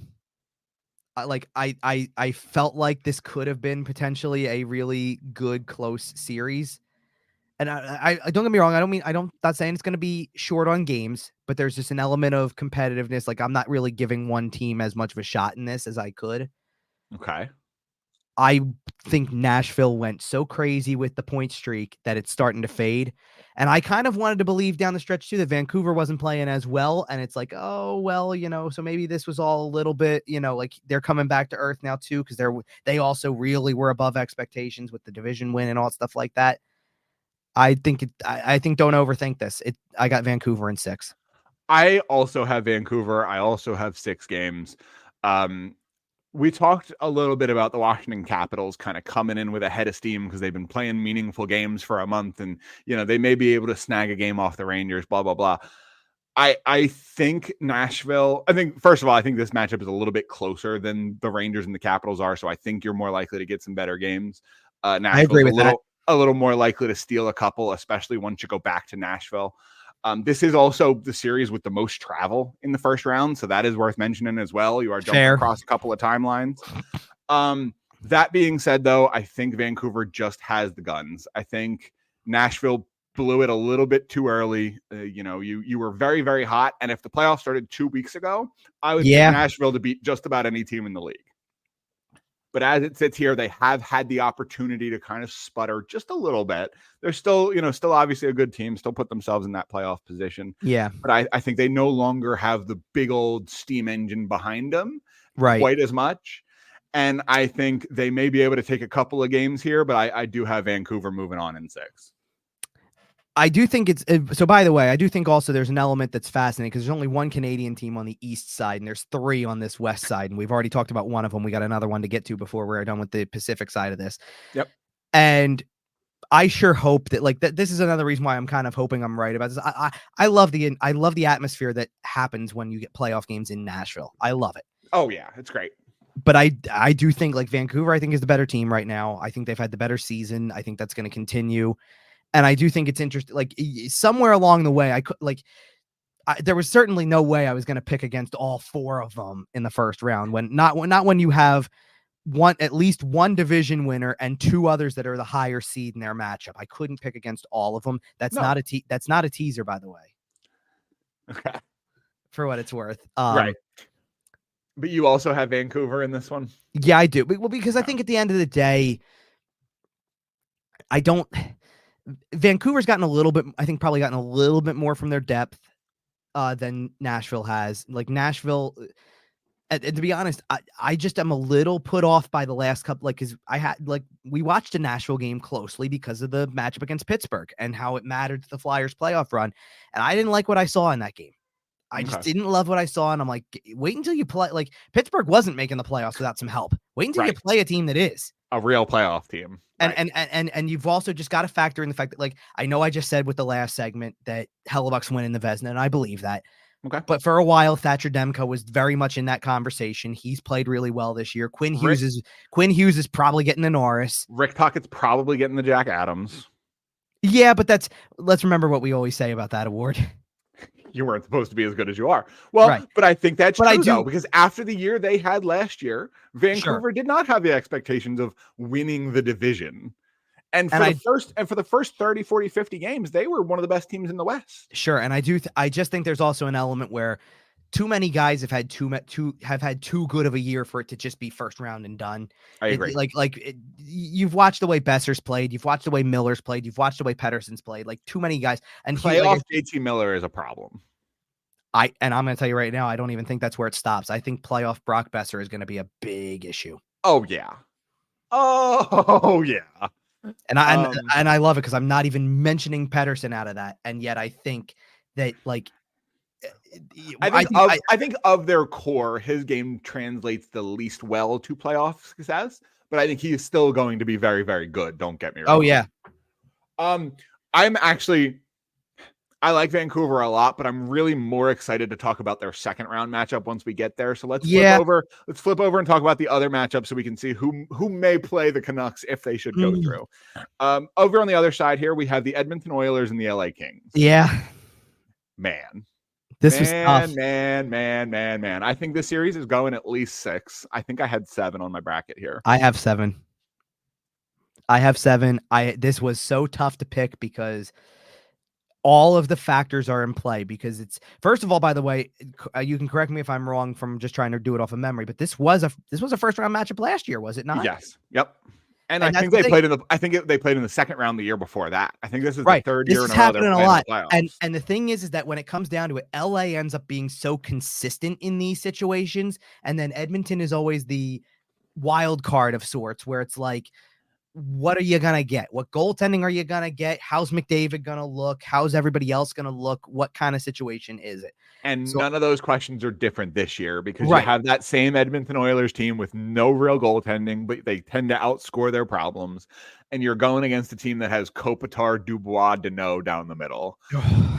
When you say it that way, yeah. Right, exactly. And Pierre-Luc Dubois has not had the world's best season. And if he wants to stay in LA, he better get motivated real quick. Sure. I think the fact that you also bring up, you brought up Kopitar already, but even Doughty's still giving you the quality that you expect. So the veterans are still there. I think that really what you've seen Adrian Kempe come even more into his own this year. What a solid player he is. They've gotten really good goaltending throughout the course of the year. Got to factor that in. Yep. It's really tough. Who you got? I just don't know if I can pick against the superstars. I'm picking Edmonton in 7, but obviously, like I said, with the 7, it's a coin flip thing. So I'm going with it for now, but I wouldn't pick the other way. You and I were so boring this year because I also picked the Edmonton Oilers, which means we have 7 of the 8 matchups the same. I'm going to be willing to guarantee that once we get to the next round, if all of these are correct, we're not going to pick the same team. Oh, I absolutely agree. And don't worry, stick around for a minute. We'll do cup winners before we get out of here. But yeah, I agree. I think Edmonton, the first several years of his career, Connor McDavid was a really, really, really good player who was putting up points, putting up goals, putting up assists. As he's gotten older, as he's matured a little bit, he's here to win. I think that there's definitely going to be some sense of You kind of said it with Toronto too. With Toronto, it better happen because there's more maturity involved to it. Well, I think Draisaitl's only got 1 year left, right? Right. I think in Edmonton, they know they've got to start to put it together sometime soon. If you don't see a big success out of the Edmonton Oilers this year, I think you look at trading Leon Draisaitl, as crazy as that sounds. I think Edmonton also, though, you don't go out and continue to move forward with Evander Kane and they bring Corey Perry in. And it's like, you got these guys who I think you're trying to be built for the playoffs. I forgot Corey Perry was there. Oh, yeah. No, that's going to be a problem in the playoffs. But like, that's what I'm saying. Like, I don't think you do this and build like that if you don't intend to make a run. I think you got Corey Perry just to piss Drew Doughty off. Let's be honest. Possibly, sure. Like, there's a real possibility that you got him specifically for Drew Doughty. But either way, that's my take on it. So yeah, we'll revisit this in the second round and see how right we were, and then I do have the Oilers there. I do have the Oilers in 7 on that. Perfect. All right. That does it for our kind of first round predictions here. Yeah, we can just wrap it up from here. We don't have to go another. Before we get out of there, Kevin. Yes. Let's put it on the record here. April 21st, 2021. Couple of playoff games have happened, but most of round 1 is still really yet to kick off. Right. Who's your Stanley Cup winner? Well, I'm sticking with my preseason. So I had Dallas winning it from the preseason. I was massively wrong about the team coming out of the East. I had the New Jersey Devils coming out of the East. Okay. So I was massively wrong on that account, but I've been saying Dallas all season, so I'm sticking with Dallas. We don't have to get into the details on it, but who do you have coming out of the East? Who do the Stars beat in the Stanley Cup final? From who made it, you mean? Yeah. I ultimately went with, and you're not going to, people aren't going to like this answer for the type of show we usually are. I have Florida going back. Okay. I also have the Dallas Stars winning the Stanley Cup this year. As we sit here on April 21st, I see the path for them. They get by Vegas. I think they can beat Arizona, or they can beat Colorado, getting in further than that. I think in the Stanley Cup final, you're going to have the Dallas Stars defeating the Carolina Hurricanes. I knew you were going to go there. And I think it's time. Well, we talked about teams and it being time. Carolina's been knocking on the door for 4 or 5 years now, and I think it's time for them to make a real serious run. Yep. You're not far off from where my thinking was at with some stuff. Let's just say that much. So, all right. Now comes the good part, the fun part. We now have to sit back and actually see how this all plays out, because we can talk about predictions all we want to. Absolutely. Somewhere in this, we're going to be wrong. Absolutely. And the great news is, if you've been listening to us for a while, you do know that we go to every other week in the off season. As we kind of have it prepped right now, we tentatively have plans to do shows kind of between each playoff round. Usually ends up working about every other week, so it won't be too different if you've been around for a while. But make sure to hit subscribe so that when that next episode does drop, it'll get submitted wherever you listen to your podcast. Follow us on YouTube, subscribe over there, hit the little bell, and you'll get notified when the episode goes live. Follow us on Twitter. We're at YWT Podcast. I'll be tweeting from that account. Kevin will be tweeting from at Kevin_Durso. As much as I can, but yeah. Of course. Find us everywhere you find your podcast, including sportstalkphilly.com. And man, Kevin, let's go watch some playoff hockey. We got four games ahead of us today. It's time to go. It's like Christmas. Yep. All right. We're out of here. We'll see you in a couple of weeks. We'll see you.